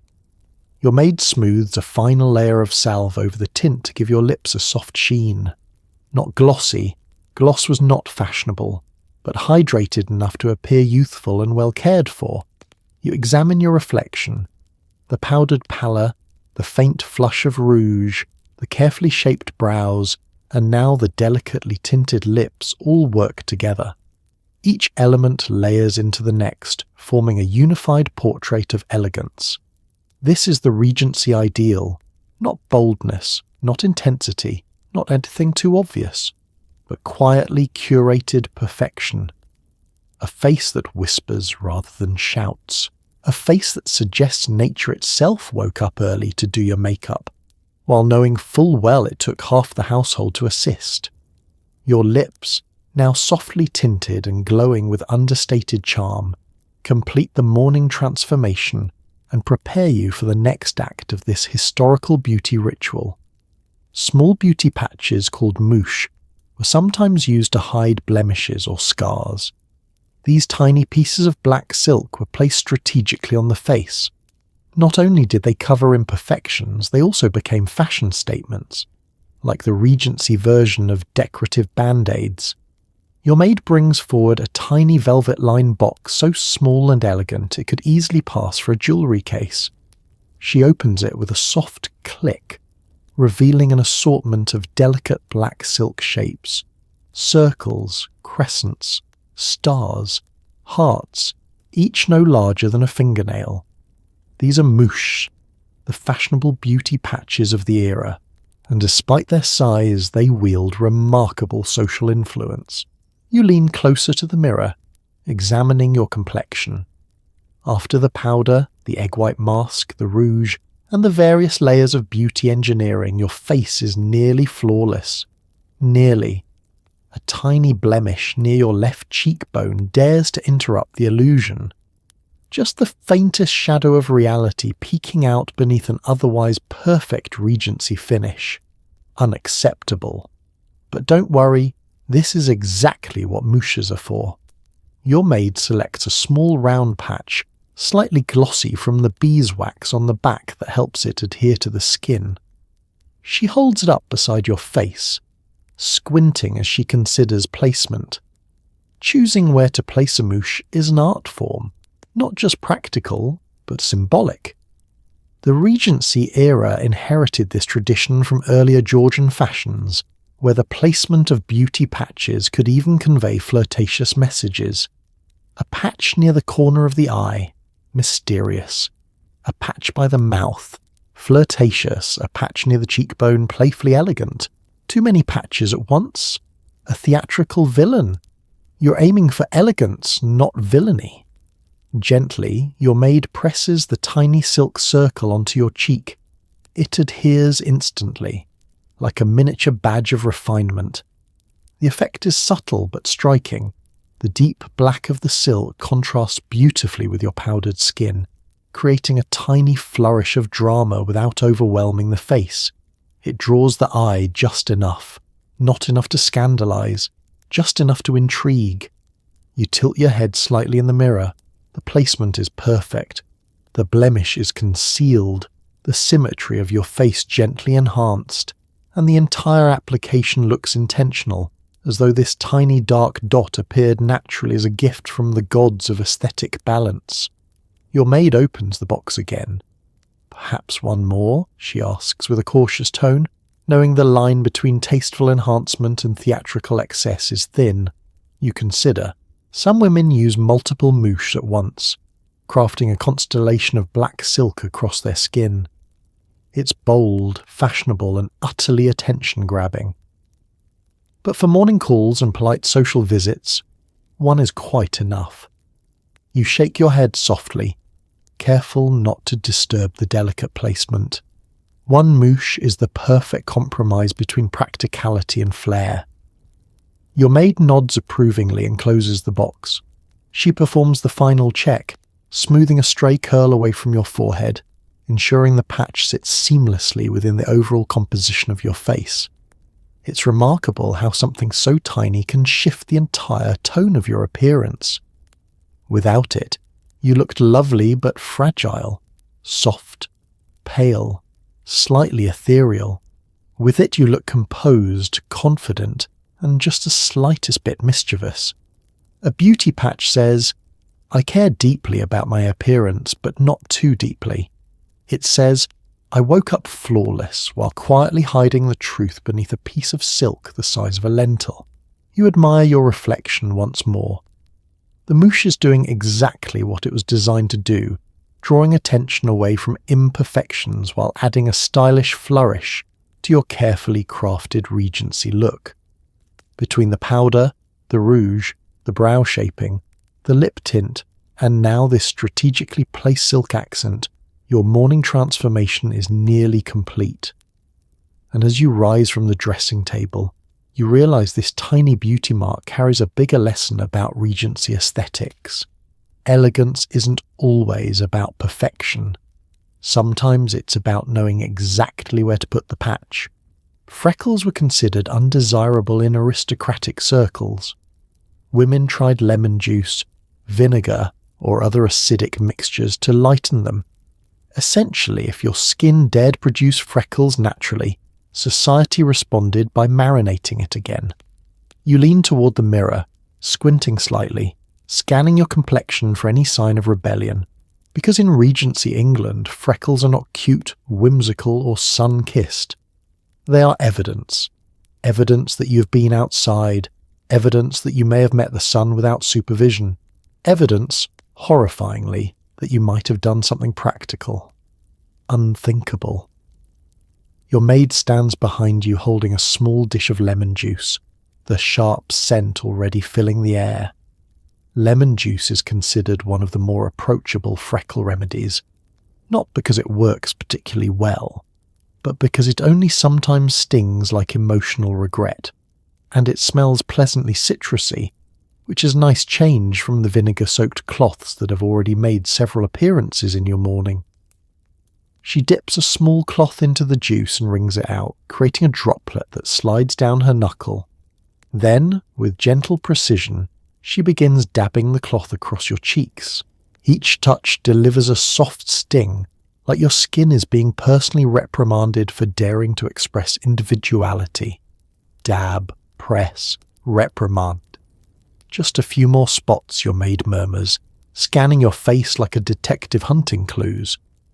And in a way, she is, because freckles are considered clues pointing directly towards scandalous behaviour such as gardening, walking outdoors, or standing too close to a window on a sunny day. She applies another round of lemon juice to the bridge of your nose, which definitely feels like punishment for something you didn't do. The liquid cools your skin at first, then tightens as it dries. You resist the urge to scrunch your nose. Any movement might encourage the freckles to fight back. Better to stay still. Better to let your face marinate quietly in citric acid until society is satisfied. But lemon juice isn't the only option. On the dressing table sits a small vial of diluted vinegar, your old friend and occasional nemesis. Some women swear by alternating treatments: lemon for brightening, vinegar for deep purification. You're fairly certain deep purification is code for mild suffering that hopefully results in paler skin. Still, the combination is fashionable, so your maid produces another cloth. This time, the sting is sharper. The vinegar travels into pores with surprising enthusiasm, lighting up your cheeks as though every freckle has a tiny opinion it would like to share. You take a slow breath through your nose, pretending the smell is refreshing and not reminiscent of salad dressing. Across the mirror you imagine the freckles shrinking back in defeat. But freckles are stubborn. Many Regency women, desperate for clear skin, attempt more elaborate remedies. Some dab on concoctions made from milk curd, crushed almonds, or even sour whey, an ingredient that smells precisely like its name suggests. Others turn to herbal brews, sleeping with strange poultices wrapped across their faces, waking up smelling like an apothecary's compost bin. You thankfully escape the whey treatment this morning. Still, the pressure to eliminate freckles is real. In aristocratic circles, flawless skin indicates privilege.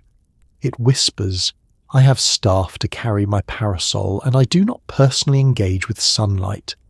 Freckles, by contrast, whisper, "I have seen the outdoors," which is practically a confession of manual labour. Your maid dabs your cheeks dry, examining her work with quiet satisfaction. The freckles, still faintly visible, now appear lighter, whether by actual effect or by the power of wishful thinking is unclear. She finishes by brushing a thin layer of powder across your face, gently veiling any remaining sun-kissed defiance. You look into the mirror. Your complexion is soft, pale, powdered. The freckles have retreated into the background, no longer announcing themselves with cheerful determination. This pleases the beauty standards of the age.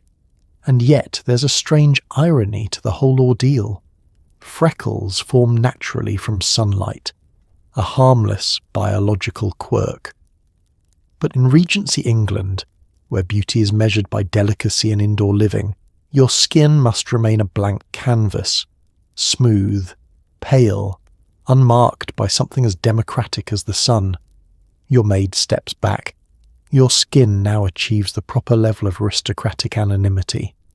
No hints of time outdoors, no evidence of weather, no trace of a childhood spent running in fields, just pale, perfect porcelain shaped carefully by lemon juice, vinegar, determination, and a willingness to smell briefly like a seasoned roast.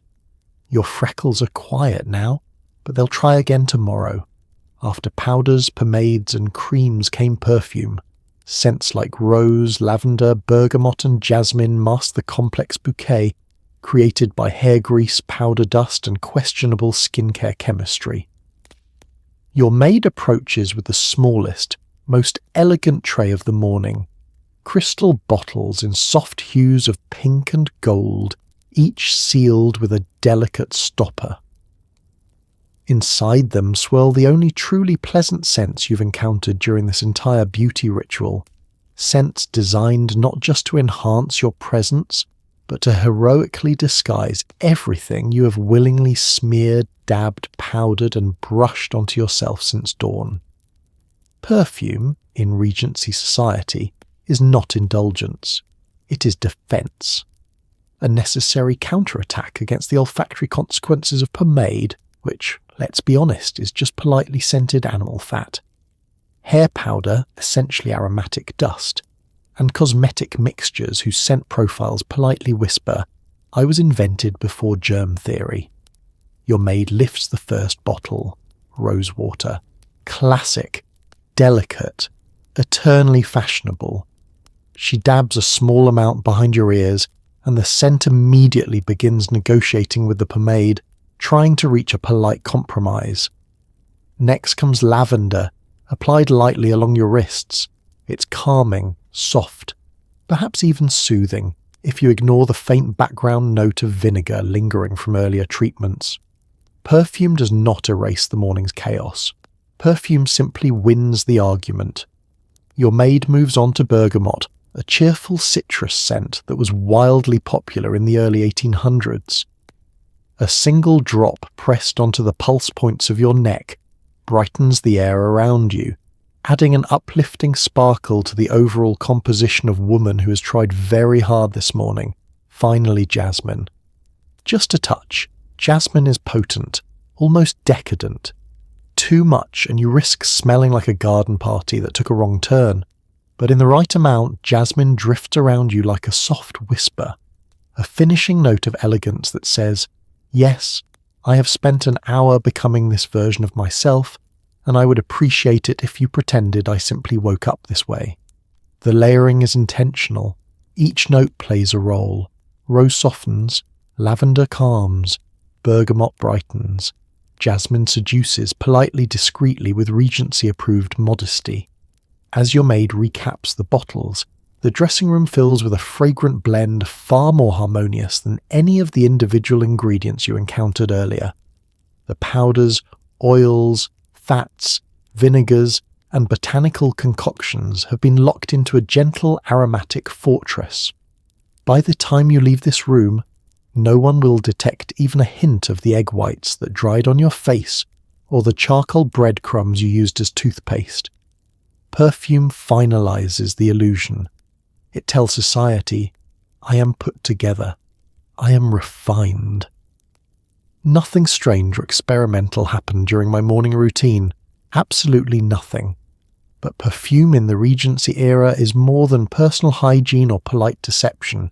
It is also social currency. At balls, scents linger in the air when you pass. At morning visits, they leave faint traces on gloves and handkerchiefs. At dinner parties, they whisper introductions before you even speak. A well-chosen scent becomes an extension of your identity. Soft and floral, gentle, refined, ladylike, bright and citrusy, smart, spirited, heavy jasmine, bold but not improper unless too heavily applied, in which case rumours begin immediately. You rise from the dressing table, the fragrance settling around you like a veil, light enough to travel, strong enough to assert itself, graceful enough to avoid drowning unsuspecting passers-by. The transformation is nearly complete. You began this morning smelling faintly of sleep, starch, vinegar, and desperation. Now you smell like civilization, like refinement, like a woman who has successfully conquered the chaos of Regency beauty, and emerged smelling better than anyone who has covered herself in hair grease and powdered dust arguably deserves to. Perfume is the final flourish, the invisible crown perched atop your carefully constructed appearance. And as you inhale the soft blend around you, you realize you don't just look ready for society, you smell ready for it too. Even after the entire morning routine, protection was necessary. Gloves protected hands from sun exposure and rough textures. Smooth hands were a status symbol. If your hands looked like they had ever met a shovel, society would know immediately. Your maid approaches with a neatly folded pair of gloves. Soft, pale, and impossibly delicate. They rest in her hands like objects of reverence, and for good reason. These gloves are not merely accessories. They are the guardians of your social reputation, the textile equivalent of a force field. In Regency society, hands were public statements. A woman's hands told stories before she ever opened her mouth. Smooth hands meant gentility. Rough hands meant labour, which meant scandal. You extend your arms gracefully as she begins the ritual. First, she inspects your palms and fingers. Any dryness or redness is treated with a dab of almond oil, massaged gently into the skin. The fragrance rises softly, nutty, warm, soothing. The oil sinks in, smoothing the surface until your hands resemble something closer to porcelain than human flesh. Then, your maid wipes away the excess and reaches for the gloves. They're made of fine kid leather or soft cotton, depending on the occasion. Morning gloves tend to be lighter, meant for indoor use and short walks. Evening gloves are longer, often reaching past the elbow, and require an amount of effort to put on that borders on mechanical engineering. But today is simple. She slides the glove over your hand, adjusting each finger, making sure the seams align perfectly. The sensation is oddly luxurious, cool fabric enveloping your skin, conforming to the shape of your fingers. There is something reassuring about the snug fit. They are snug because they must be. Loose gloves crease. Creased gloves imply neglect. Neglect implies a lack of refinement. And the entire goal of this morning's transformation has been refinement. As the second glove goes on, you feel yourself settling physically into the role that Regency society demands of you. Your face has been powdered into porcelain softness, your hair sculpted, your lips tinted, your brows shaped, and now your hands, your rarely acknowledged but constantly evaluated hands, are protected. Because the world is treacherous to the touch. A rough tabletop could snag skin, sunlight could darken the fingers, a breeze carrying grit from the street could lodge itself beneath the nails. Worse yet, shaking hands with someone of lesser status might involve accidentally touching a palm with texture. Texture implies labour. Labour implies outdoor work. Outdoor work implies sun. Sun implies freckles. Freckles imply everything society wishes to pretend you are not. Thus, gloves.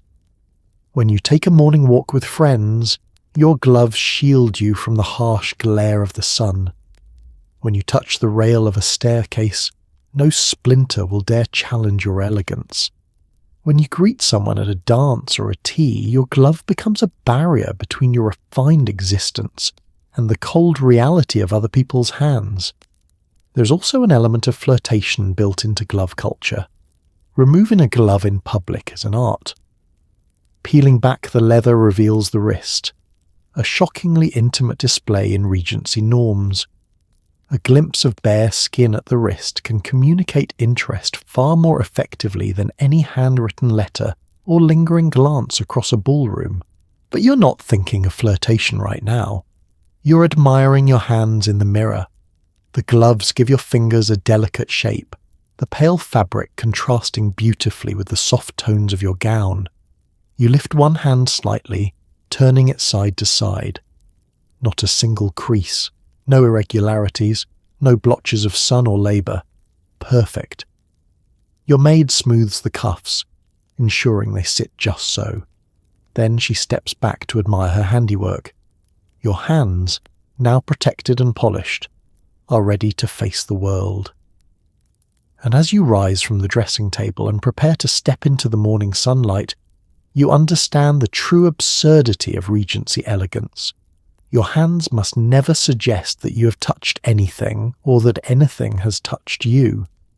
Beauty didn't stop at the face. The corset was tightened, shaping posture and silhouette into the fashionable empire line. Breathing was considered optional, but elegance was mandatory.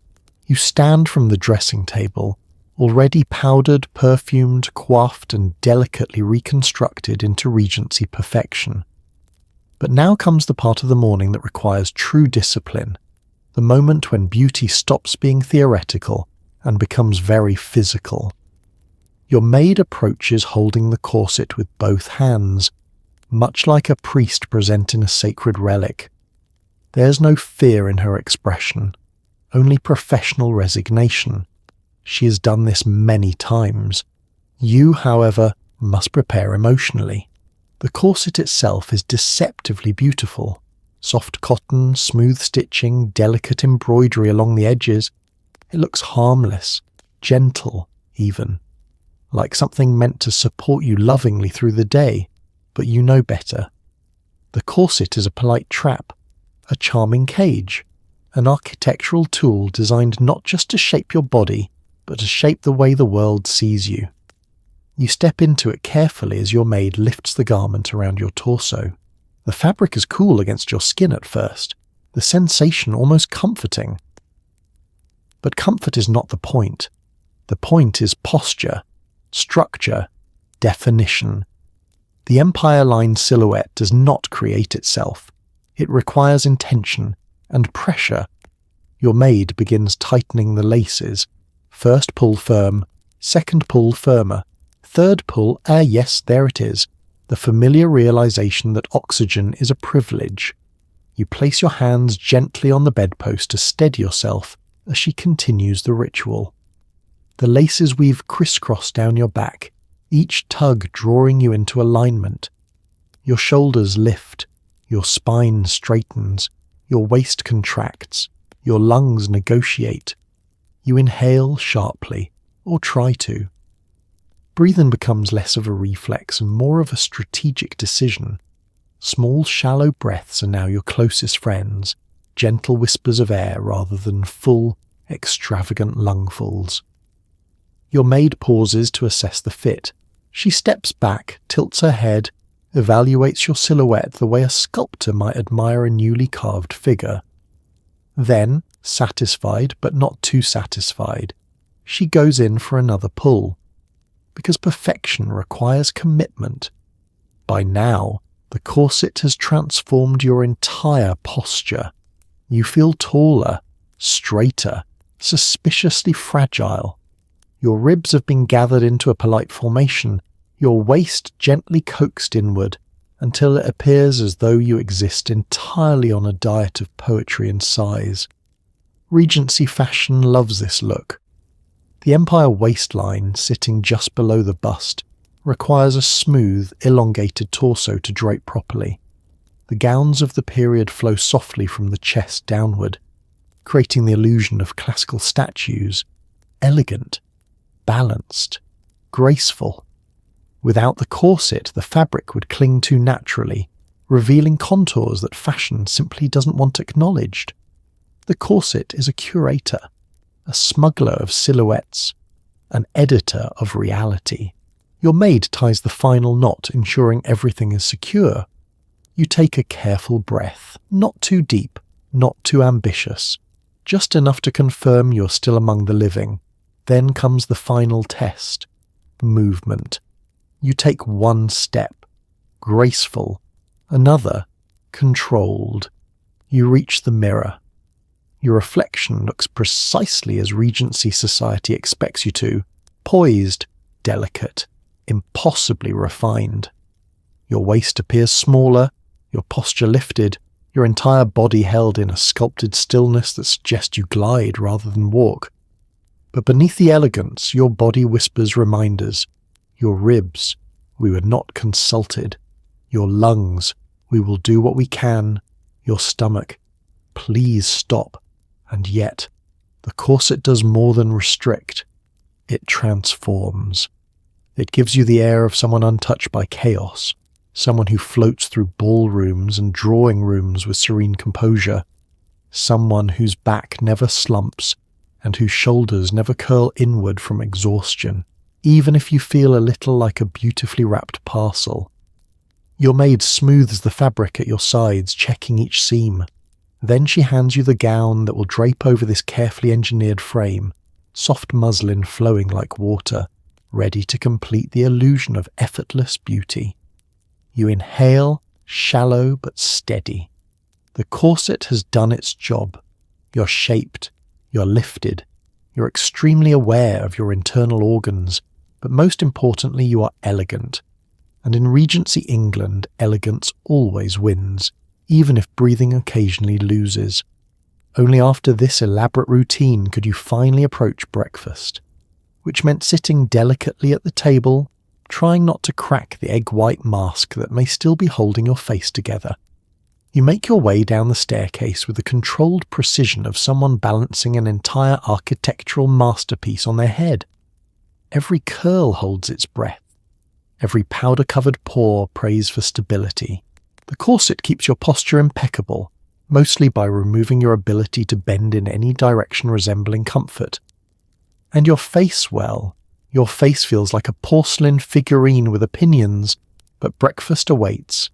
In a Regency household, morning meals are not extravagant affairs. They are polite, quiet, respectable, and most importantly, fully compatible with the possibility that your cosmetics could fracture if you sneeze too enthusiastically. The dining room glows with soft morning light, and the table is already set with an assortment of options that appear modest but elegant. Your maid guides you to your seat, pulling out the chair carefully so you do not accidentally sit too hard. The egg white mask, though mostly absorbed beneath your powder and rouge, still behaves like a slightly judgmental layer of frosting.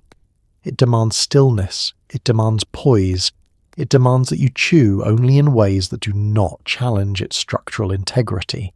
A servant pours you a cup of tea, light, fragrant, and mercifully warm. You bring it to your lips slowly. Lip tint remains in place. Egg mask remains uncracked. Success. Breakfast, as always, presents a challenge of balance. The options: thin slices of buttered bread, soft boiled eggs, stewed fruits, perhaps a bit of porridge, a small wedge of cheese, tea, always tea. You select a small piece of buttered toast. But here lies the problem. Toast requires biting, and biting requires facial movement. Even the slightest overextension could cause a fine line of egg mask tension to break free. So you take the tiniest, most graceful bite imaginable, less a bite, and more a gentle negotiation between toast and lips. Across the table, a family member casually reaches for preserves, moving with the reckless freedom of someone whose morning routine involved only washing their face with cold water and calling it a day. They do not know what it is to navigate breakfast while wearing the cosmetic equivalent of delicate ceiling plaster. The tea helps loosen your throat, but you remain mindful. The corset disallows large gulps, reminding you with every sip that your ribcage is currently rented out for aesthetic purposes. A servant brings a dish of stewed apples. You accept gladly. Soft foods are safer. No intense chewing, no sudden jaw movements. Just gentle spoon-to-mouth elegance. The flavour is sweet, comforting, almost grounding amid the absurdity of your morning transformation. But even breakfast has its hazards. A stray crumb threatens to tumble toward your gown. A droplet of tea nearly lands on your glove. A wisp of steam from the teacup reaches your face and momentarily softens a curl near your temple, sending a shiver of panic through your beauty architecture. You remain still, composed. A Regency woman is always composed. Your maid watches discreetly from the doorway, ready to intervene should anything threaten disaster. A hairpin out of place? She's there. A droplet of tea nearing your bodice. She moves like a knight of personal hygiene. The loyalty of a maid trained in the art of preserving her mistress's appearance cannot be overstated. You finish your small breakfast, relieved that nothing cracked, melted, flaked, or slid out of place. The rouge still sits perfectly on the apples of your cheeks. The brow soot remains unsmudged. The powdered pallor is unblemished by food, drink, or uncontrolled emotion. As you rise from the table, you move slowly, not just because the corset insists upon it, but because you know any jolt could undo the fragile beauty ecosystem currently holding your face together. Breakfast may be simple, but navigating it requires the coordination of a ballet dancer, the rigid posture of a marble statue, and the calm determination of someone who knows their appearance is a full-time job. And now, having survived the meal, you're ready for the next challenge of the Regency morning, leaving the house without being undone by weather, sunlight, or the sudden urge to smile too hard. All of this effort wasn't vanity alone. Appearance influenced marriage prospects, social rank, and reputation. Beauty routines were less about self-expression and more about maintaining one's position in a brutally judgmental society. You pause at the edge of the dining room, hands gloved, posture sculpted, face baked into porcelain perfection, and for a moment you feel the weight of what all this means. Because in Regency England, your morning routine is not just about looking nice. It is not even about confidence. It is about survival, social survival, which in this era is every bit as exhausting and delicate as the beauty rituals that support it. Every powder, every curl, every dab of rouge, every strategically placed beauty patch, they're all entries in the silent ledger of how you will be evaluated today. And you will be evaluated. These judgments arrive quietly, subtly, often wrapped in polite conversation, fan movements, or raised eyebrows. But they are constant. Did your skin look pale? Good. Did your corset shape your waist properly? Better. Did your gloves mask all evidence that you have ever touched anything with texture? Excellent. You have for now passed. But the stakes are higher than you might imagine. A single misstep, greasy hair, smudged rouge, an unfashionable dress, even a freckle that escaped yesterday's lemon attack can ripple through your social circle with astonishing speed. Information moves like wildfire among tea tables and drawing rooms. A misplaced beauty mark can become a conversation topic. A missing curl can become a rumour. An imperfect complexion can make you the subject of whispered pity. And pity, in this society, is the kiss of death. Because beauty here is currency. Marriage prospects depend on it. Families rely on it. Your future stability, comfort, and social mobility are all intimately tied to the impression you make when you walk into a room. A well-executed beauty routine can elevate you. A poorly executed one can limit you. Women of this era know this intimately, and so they treat their appearance with the reverence of strategy. It is a quiet, relentless competition. Not one of cruelty necessarily, but one of expectation. Every woman in your social sphere has undergone her own elaborate morning ritual. They too have dabbed vinegar onto their cheeks, shaped their brows with soot, curled their hair with heated irons, and balanced gracefully through breakfast while wearing the cosmetic equivalent of delicate masonry. Everyone is participating in the performance, and you must not fall behind. Your maid helps you into your Spencer jacket, smoothing the sleeves and ensuring your silhouette remains flawless from every angle. She checks your curls one more time, adjusts a tiny ribbon at your neckline, and inspects your gloves for any last hints of imperfection. Only then are you ready to be seen. Because the Regency social world is a stage, and you have just completed your costume, your set, your makeup, your lighting. Now you must step into the audience's gaze with the serene confidence of someone who knows what is at stake, but will never let that knowledge crease her egg-white mask. As you walk toward the front hall, you feel the weight of this truth. Beauty is less about vanity than about power. The better you look, the more doors open, literally and figuratively. Invitations arrive, suitors notice. Elderly relatives nod approvingly. Your family's reputation strengthens subtly, invisibly, but undeniably. This is your armor, your currency, your negotiation tool in a society where women are granted few others, and yet it is also fragile. One sneeze, one strong gust of wind, one improperly heated curling iron, One droplet of tea landing on your dress, and the elegant facade could crack. So you walk with careful dignity. You breathe shallowly, and you hold your head high, not only because your hairstyle demands it, but because the Regency world is always watching, and you are determined to give it nothing less than perfection, even if that perfection required an entire morning of powders, poisons, glues, fats, acids, and sheer willpower. Every morning routine happened in a world where every other woman was doing the same thing. Balls, teas, and promenades became silent beauty competitions disguised as polite conversation.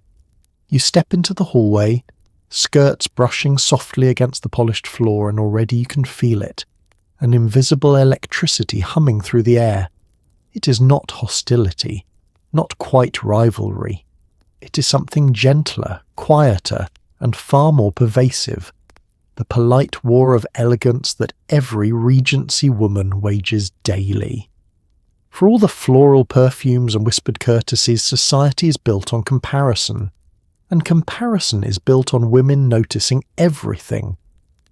When you arrive at a morning call or stroll through the park, every woman present has undergone her own intricate transformation. Her curls have survived the curling papers, her gloves have been smoothed perfectly, her skin has been dabbed, powdered, brightened, bleached, or blessed by lemon juice. Her gown cinches just so beneath the bust, falling in deliberate, graceful folds, and when she sees you, she notices everything too. Social interactions in this world are outwardly warm, but beneath the surface they're an intricate ballet of subtle evaluations. A glance toward your curls to see if humidity has won, a passing gaze at your gloves to check whether they look fresh or worn, a slightly too long look at your face to spot any rebellious freckles you failed to reprimand earlier. Nobody admits this competition exists. That would be improper. Instead, compliments are gently weaponized. "Oh my dear, you're looking radiant today," someone says. Translation: "I wasn't expecting you to look this put together." "What a charming gown," another remarks. Translation: "I'm assessing the stitching and comparing it to mine." Even the simple phrase, "how well you slept," can mean, "your dark circles are showing, but I'm choosing kindness." This is the Regency sport, a constant, delicate game of noticing. While men duel with swords and status, women duel with appearances and restraint. Dinner parties, musicales, carriage rides, and afternoon visits are all battlegrounds where style, poise, and grooming quietly collide. Not openly, never openly. A raised eyebrow can speak louder than any argument. A faint knowing smile can win an entire unspoken round of the competition.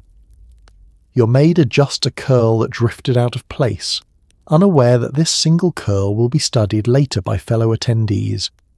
Women in your circle will observe that curl like naturalists, observing migration patterns. Some ladies compete with gowns, fancier trims, softer fabrics, daring cuts that push but never quite break propriety. Others compete with hair, arriving with carefully sculpted curls that defy gravity, humidity, and the laws of physics. Still others compete with conversation, soft tones, knowing looks, practiced wit that feels effortless, but has likely been rehearsed while applying rouge that morning. You know these dynamics intimately. You've felt the faint sting of being outshone by another woman's hairstyle. You've savoured the quiet triumph of realising your gown is the one everyone is secretly referencing. You've watched glances dart between attendees like little arrows, assessing, measuring, mentally cataloguing appearance rankings with the precision of military strategy. But beneath all this, something else exists. Something tender, even sympathetic. A shared understanding. Every woman knows what the morning required.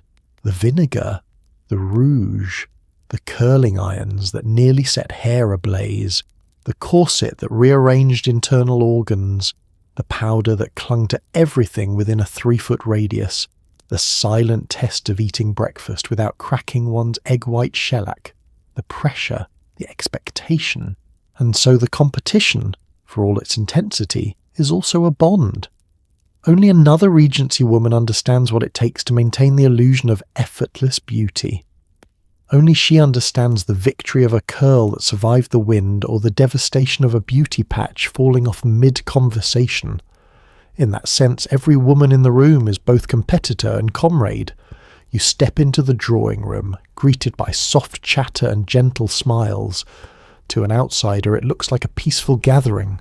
To you and to every woman here, it is a silent contest of poise, grace, detail, restraint, and unspoken admiration. Because in the Regency world, beauty is never solitary. It is performed, witnessed, compared, celebrated, and quietly, always quietly, competed. Sometimes these routines backfired. Skin irritation, poisoning, hair damage, or allergic reactions were not uncommon. Regency beauty could occasionally turn elegance into mild disaster.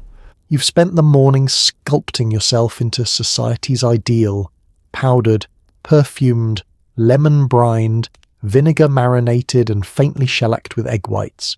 You look immaculate, ethereal, unbothered by earthly concerns such as pause, breathing, or genuine comfort. But beneath this serene surface lies a simple truth. Regency beauty rituals had a habit of turning on their practitioners like unpredictable house cats. Because when you're applying lead to your face, heating irons next to your scalp, and dabbing acid on your skin before noon, things can, and frequently do, go wrong. The first sign of trouble is often itchiness, a tiny itch beneath the egg white mask. Just a mild tickle at first, then a growing sensation that some small, determined creature is staging a rebellion somewhere along your jawline. You cannot scratch. Scratching would break the mask. Breaking the mask would shatter the illusion. So you sit very still, pretending you're emotionally and physically invincible, while your skin quietly screams into the void. Next comes redness. Perhaps the lemon juice was stronger today. Or maybe the vinegar soaked a little too long on the freckles you scolded earlier. Either way, redness blooms like a small, uninvited rash across your cheek. Your maid notices instantly. Her eyes widen. She reaches for powder with the same urgency one uses to extinguish a candle that has fallen onto a tablecloth. Then there are the more dramatic mishaps. Consider the curling iron incident. If the iron is even slightly too hot, it will transform your carefully shaped curls into smoking, frazzled wisps. Regency women were not strangers to the smell of singed hair drifting gently across the dressing room, followed by a silent moment in which everyone pretends this is fine. Your maid would simply nod, roll up another strand and repeat the process, this time praying to the patron saint of heated metal objects, or the beauty patch disaster. A mouche that refuses to stay put is a menace. It might slide slowly down your cheek during a conversation, leaving you looking less like a refined lady and more like someone whose face is melting under pressure. Worse still, it might fall off entirely, landing brazenly on your gown, your teacup, or the lap of the gentleman you are hoping to impress.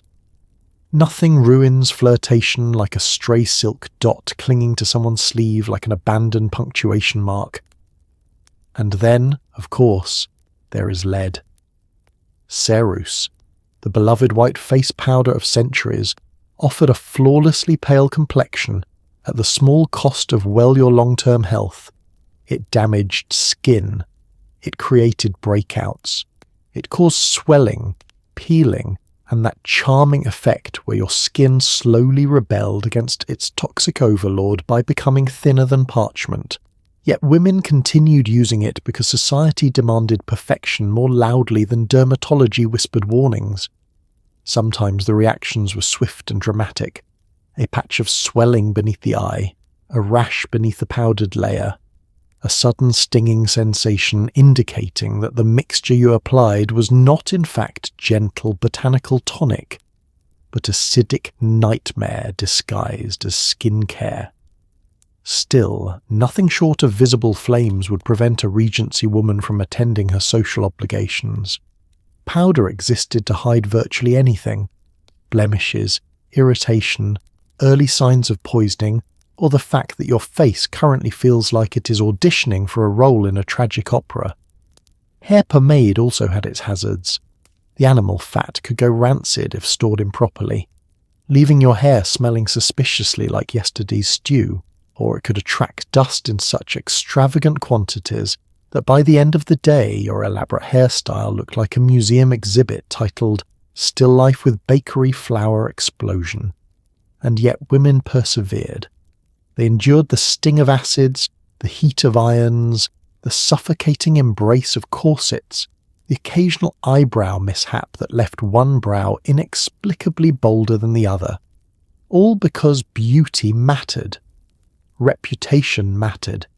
And in a world without antibiotics, antihistamines, or moisturizing serums, you simply powered through the chaos and hoped nothing visibly peeled during a ball. You examine your reflection one more time. Everything looks perfect now. But you know, deep inside your immaculately powdered soul, that beauty in the Regency-era walked a narrow path between elegance and absolute pandemonium. One wrong mixture, one overheated tool, one enthusiastic application of lemon juice, and the facade could crumble faster than a stale Regency biscuit. But for today you have survived, and in a world where beauty itself is slightly dangerous, that counts as a victory. At last you stand before the mirror again, pale, powdered, perfumed, curled, and corseted. The illusion is complete. You appear effortlessly refined. No one at the morning promenade will know your beauty required vinegar, eggs, animal fat, charcoal, and a surprising amount of bravery. You stand perfectly still, absorbing the quiet triumph of this moment. The dressing room is calm now. No more sizzling curling irons, no fluttering clouds of powder, no stinging lemon juice, no rustling papers or clinking jars. Just you, your reflection, and the soft rustle of your gown as it settles around you like the final drop cloth of a masterpiece. The mirror, slightly warped at the edges as all Regency mirrors are, gives your reflection a gentle shimmer that only enhances the fantasy. Your maid circles you slowly, inspecting. Not judging, inspecting. She is the general reviewing her troops, the artist assessing the canvas, the structural engineer confirming that nothing is about to collapse under unexpected pressure. She adjusts the fall of your sleeve, smooths a faint wrinkle at your waist, tucks a small stray curl behind your ear. She steps back, squints, nods, and then moves a hairpin a fraction of an inch. It is a ritual, a practiced choreography, a final tightening of the threads holding the entire illusion together. You turn ever so slightly toward the light. The powdered pallor glows softly. The blush sits exactly where nature never intended it. Your lips hold their delicate tint, looking almost too healthy for someone who has eaten only 3 bites of toast, carefully, and half a spoonful of stewed fruit. Your eyebrows are defined, symmetrical, and, miraculously, match one another today. The silk beauty patch marks your cheek like a tiny intentional constellation point. Your curls frame your face with the precision of a portrait, each one shaped, heated, and prayed over. From a distance you look effortless, and that is the entire point. Regency society wants beauty without visible labour, elegance without evidence, transformation without the faintest hint of the alchemy behind it. You have created the illusion through grit, patience, and no fewer than 14 mildly dangerous substances. But to the world you will simply appear well rested. Your maid brings forward a small hand mirror, allowing you to see your profile. Ah, yes, You look like someone who wakes up with angelic curls and pores that have never known the concept of oil. Someone who naturally smells like jasmine and rosewater instead of a faintly confusing blend of fats, acids, and starch. Someone immune to blemishes, freckles, humidity, and the concept of entropy. In other words, someone who does not exist. But that has never stopped anyone. You smooth your gloves once more, ensuring the fabric sits flawlessly along your fingers. Gloves hide everything: hard work, imperfections, anxiety, and the existential dread of accidentally touching anything that could leave a mark. Hands must remain symbolic, not functional. Your maid hands you a small reticule bag, carefully selected to match your gown. Inside are the essentials: a handkerchief, a small vial of perfume, and perhaps an emergency beauty patch should your current one attempt a daring escape. You inhale deeply, or rather as deeply as the corset permits, and exhale a poised whisper of air. This is not just readiness, this is transformation. You feel it as you stand before the mirror, head lifting subtly, gaze softening into the socially sanctioned version of serenity. Because society is waiting. The promenade, the morning calls, the acquaintances with their careful smiles, the ladies scanning one another with silent calculations, the gentlemen pretending not to notice the effort behind the elegance. Your appearance is your passport into this world, and the mirror reflects the truth that all Regency women understand. Beauty is performance. You are the performer. Your body is the stage. Your cosmetics are the set pieces. Your maid is the stage crew. And society, endlessly observant and wholly unforgiving, is the audience. You offer your reflection one final approving glance. It smiles back at you, not too broadly, not too expressively, just enough to confirm that today at least the illusion holds. Then you turn away from the mirror, ready to face a world that must never know how much lemon juice it takes to achieve perfection. Just when you think your face has survived enough ingredients for one morning, it's time for creams. Regency beauty manuals loved recommending mixtures that sounded suspiciously like salad ingredients. Cucumber creams were particularly popular. Ladies would mash cucumber with oils, waxes, and sometimes almond paste, creating a soothing lotion meant to soften the skin. It probably worked better than the lead powder, to be fair. But applying vegetable paste to your face at 7 in the morning still feels like the skincare equivalent of losing a bet. Your maid retrieves a ceramic jar from the dressing table, round, pale green, and slightly chilled from being stored near an open window. She opens it, releasing a soft fragrance that is unmistakably cucumber. It drifts through the air like the scent of a picnic that wandered into a chemistry experiment. You inhale carefully. It's refreshing, comforting, suspiciously harmless compared to everything else you've endured today. Inside, the cream is smooth and faintly tinted, a mixture of mashed cucumber, rendered wax, a touch of sweet almond paste, and a blend of oils chosen to soften, clarify, and enrich the complexion. The manuals promise hydration, glow, and a soothing sensation after the morning's acidic assaults. And honestly, it sounds delightful until you remember that someone had to puree a vegetable and melt wax together to make it happen. Your maid dips her fingers into the cream. The texture is cool, velvety, and slightly thicker than you expect, like a lotion with ambitions. She glides it gently along your jawline, stroking upward in soft, practiced motions. The sensation is instantly soothing. Your skin, freshly tightened from vinegar, dried from powder, and lightly traumatized by egg whites, practically sighs with relief. This is the first product of the morning that doesn't sting, tingle, burn, or threaten long-term organ damage. And perhaps for that reason alone, cucumber cream became a staple of Regency beauty. Your maid smooths the cream along your cheeks, avoiding the beauty patch, then works along your temples and down your throat.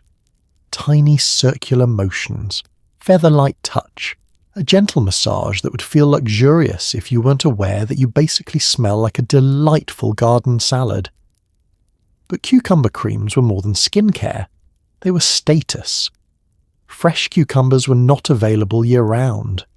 Preparing such creams required household staff, access to ingredients, and enough leisure time to mash produce into beauty products. Using cucumber creams silently announced, "I have resources. I have people. I have time to spread edible plants onto my face without being interrupted by work." You close your eyes briefly as she continues massaging the cream along your cheekbones. The scent is clean and mild. The cream melts into your skin, restoring softness where earlier rituals created stiffness.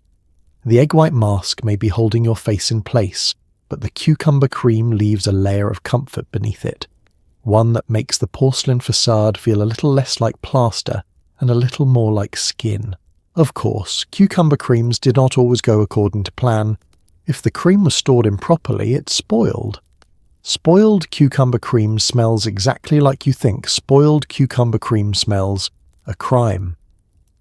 Applying it to your face before a social event was the Regency equivalent of walking into a ballroom wearing a cologne called Eau de Vegetable Tragedy. And some households experimented far too enthusiastically. Cucumber cream mixed with vinegar? A stringent disaster. Cucumber cream mixed with beeswax and whale oil? Extremely waterproof. Cucumber cream mixed with random herbs? Reaction roulette. Still, when made correctly, as yours clearly has been, it works wonders. Your skin absorbs the moisture eagerly, offsetting the dryness caused by powder and acids. The cream leaves a faint sheen, subtle enough not to disturb the matte finish expected of fashionable ladies, but present enough to prevent your complexion from cracking under the stress of social expectations. Your maid wipes her hands, then inspects your face with the warmth of someone seeing her work come together at last. You turn toward the mirror. Your complexion looks calmer, softer, as though beneath all the powders and tints there remains a living human woman rather than a very determined sculpture. The cucumber cream adds just enough suppleness to maintain the illusion that you naturally possess flawless, hydrated skin. You touch your cheek lightly, careful not to smudge anything, and feel the gentle resilience restored beneath the layers.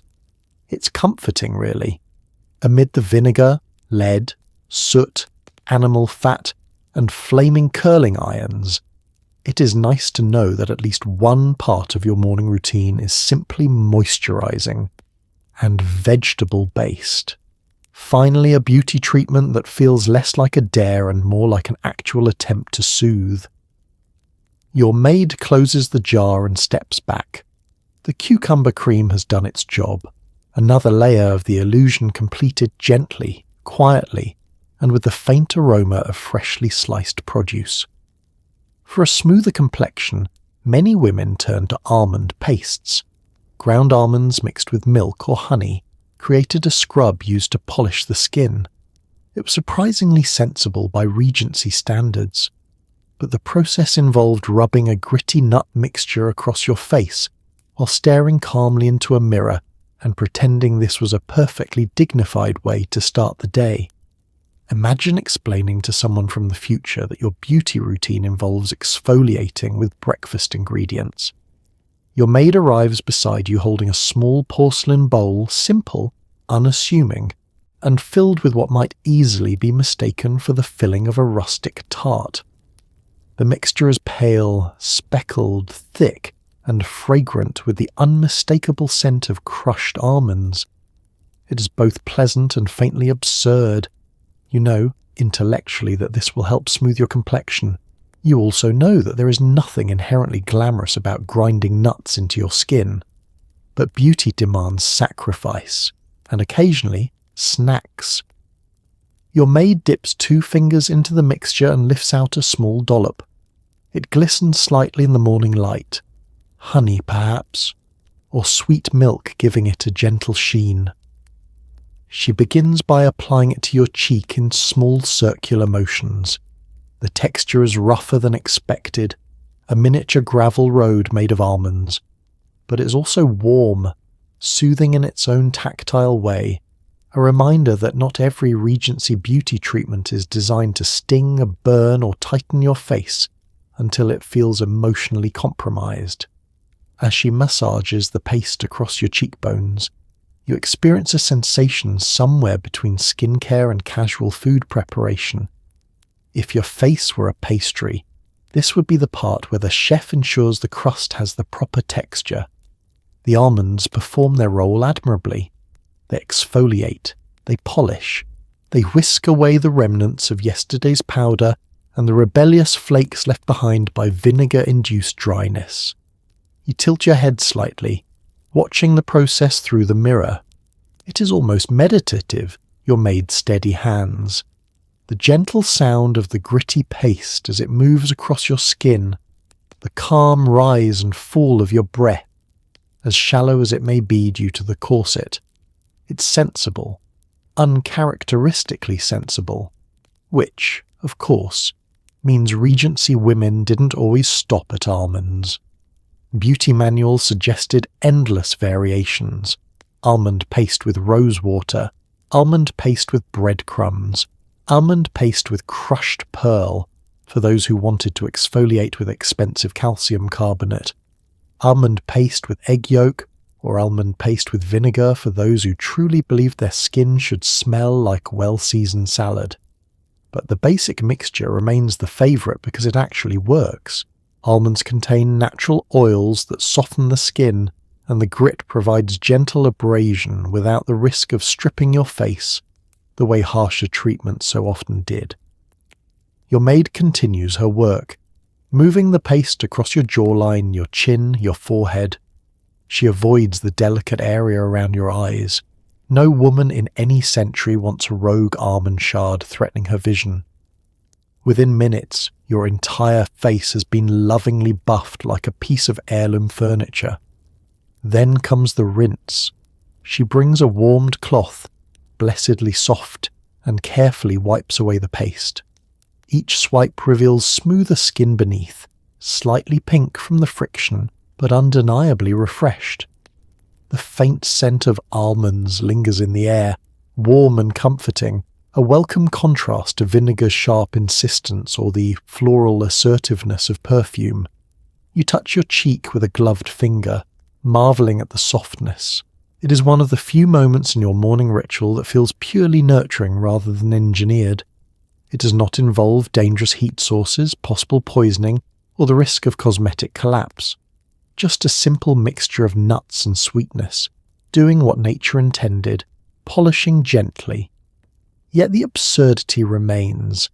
If someone from the future walked in right now, someone accustomed to chemical exfoliants, sonic cleansing brushes and serums with names that sound like advanced math, they would find you standing in a fine gown, powdered and perfumed, while a maid wipes honeyed nut paste off your face like you are the world's fanciest biscuit. But the results speak for themselves.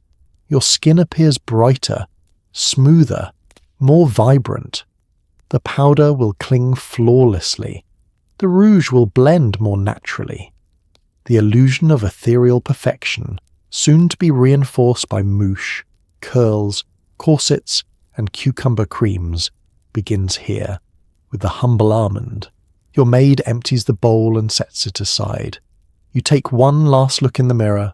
Your complexion glows with fresh vitality, and beneath your layers of cosmetics, there is the faintest pride in knowing at least one part of your morning involves something that made sense, even if it belonged more on a breakfast tray than a dressing table.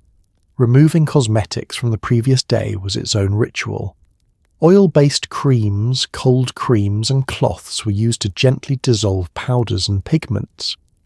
This was important because some of the cosmetics used earlier in the century, especially lead-based powders, could damage the skin if left too long. Of course, many women didn't fully remove them every night, which meant mornings sometimes began with a slow archaeological excavation of yesterday's beauty decisions.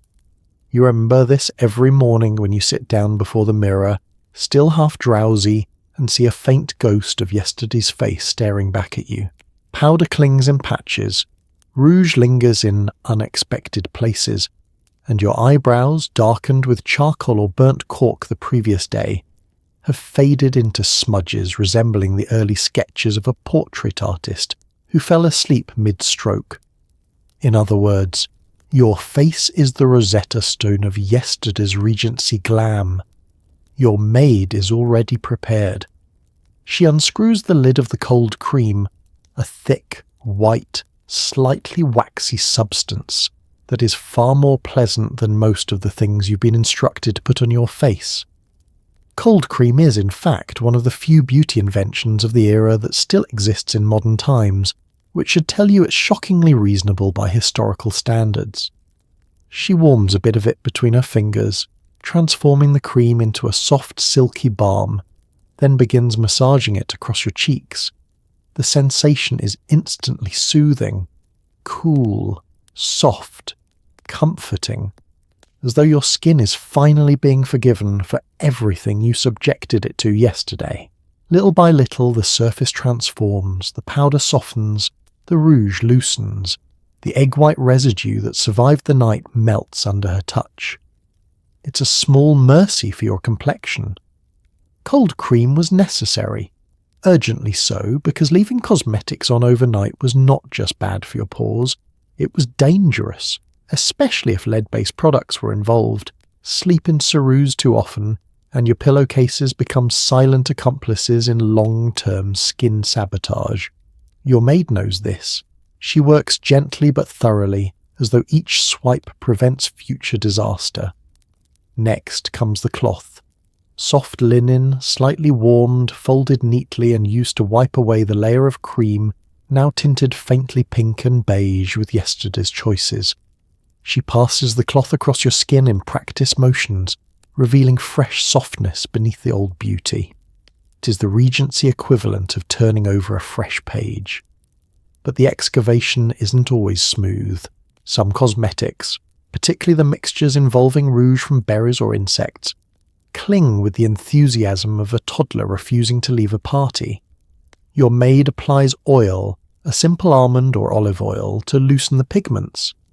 The oil sinks into the skin with pleasant richness, dissolving anything water cannot touch. It glistens on your cheek like morning dew before she wipes it away. Then there's the matter of the brows. Charcoal and soot never leave politely. They smudge into faint shadows, giving you the look of someone who slept face down on an artist's sketch pad. Your maid removes these last, dabbing with oil and rubbing gently in circular motions until the remnants disappear. As each layer lifts away, you feel your actual face emerging, as though resurfacing from beneath cosmetic sediment. It is oddly vulnerable, this moment. You are barefaced. No powder, no rouge, no carefully curated illusion. Just you and the mirror. A pale, slightly puffy, very human version of yourself. This, ironically, is the face no one in society ever sees. Once the last traces of makeup are gone, your maid wipes your skin with a damp cloth, patting, not rubbing, to avoid irritation. Then she applies a simple soothing balm, usually rosewater or cucumber-infused cream, to calm the skin after its morning excavation. You touch your cheek tentatively. Soft, clean, a blank canvas. It's almost strange, knowing you will soon cover this fresh face in powders, pigments, and potions once again. But without this step, this nightly or morning ritual of undoing, the next day's illusion would crumble. Regency beauty isn't simply about adding, it's about removing, revealing, resetting. A daily cycle of building up and stripping down, maintaining the delicate balance between enhancement and exhaustion. You watch your reflection as your maid gathers the used cloths and jars. Your face is bare. Your skin breathes for a brief, glorious moment. And soon, very soon, it will become art again. And now the day is finally ending. The candles are burning low. The house has grown quiet. Outside, carriage wheels fade into the distance, along dim Regency streets, and somewhere down the hall a servant is carefully snuffing out the last lamp of the evening. You've survived an entire day in Regency, England. You woke up stiff from sleeping in elaborate hair preparations, cautiously wiped yesterday's cosmetics from your face, and began the delicate morning ritual of beauty. Vinegar washes, egg white masks, powders, perfumes and creams, each step carefully layered until your reflection looked calm, elegant and effortless. Even if achieving that effortless look required rubbing vegetables on your face and dusting yourself with powders that modern science would strongly recommend avoiding. You navigated a world where appearances mattered deeply. A smooth complexion suggested refinement. Pale skin hinted at leisure and status.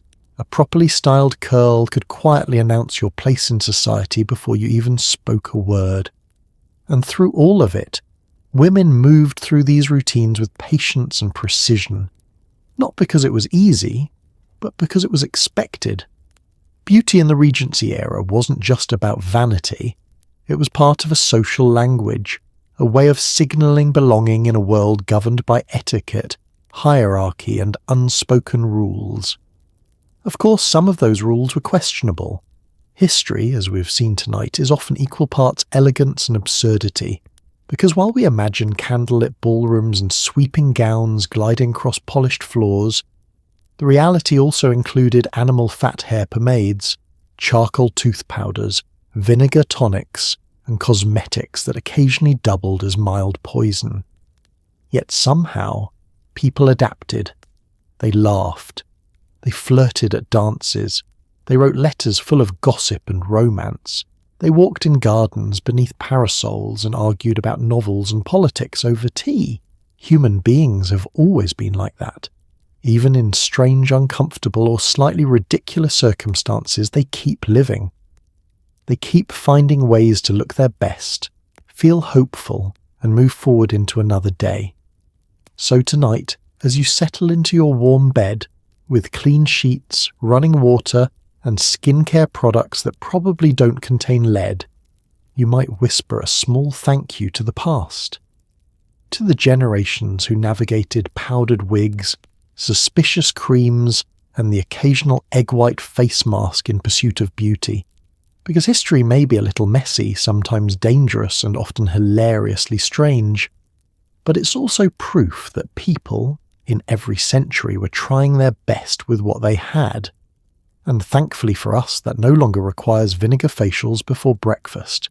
So rest now, the candles are out, the ballroom music has faded, and tomorrow morning you can wake up without worrying whether your beauty routine involves crushed bugs or toxic powder.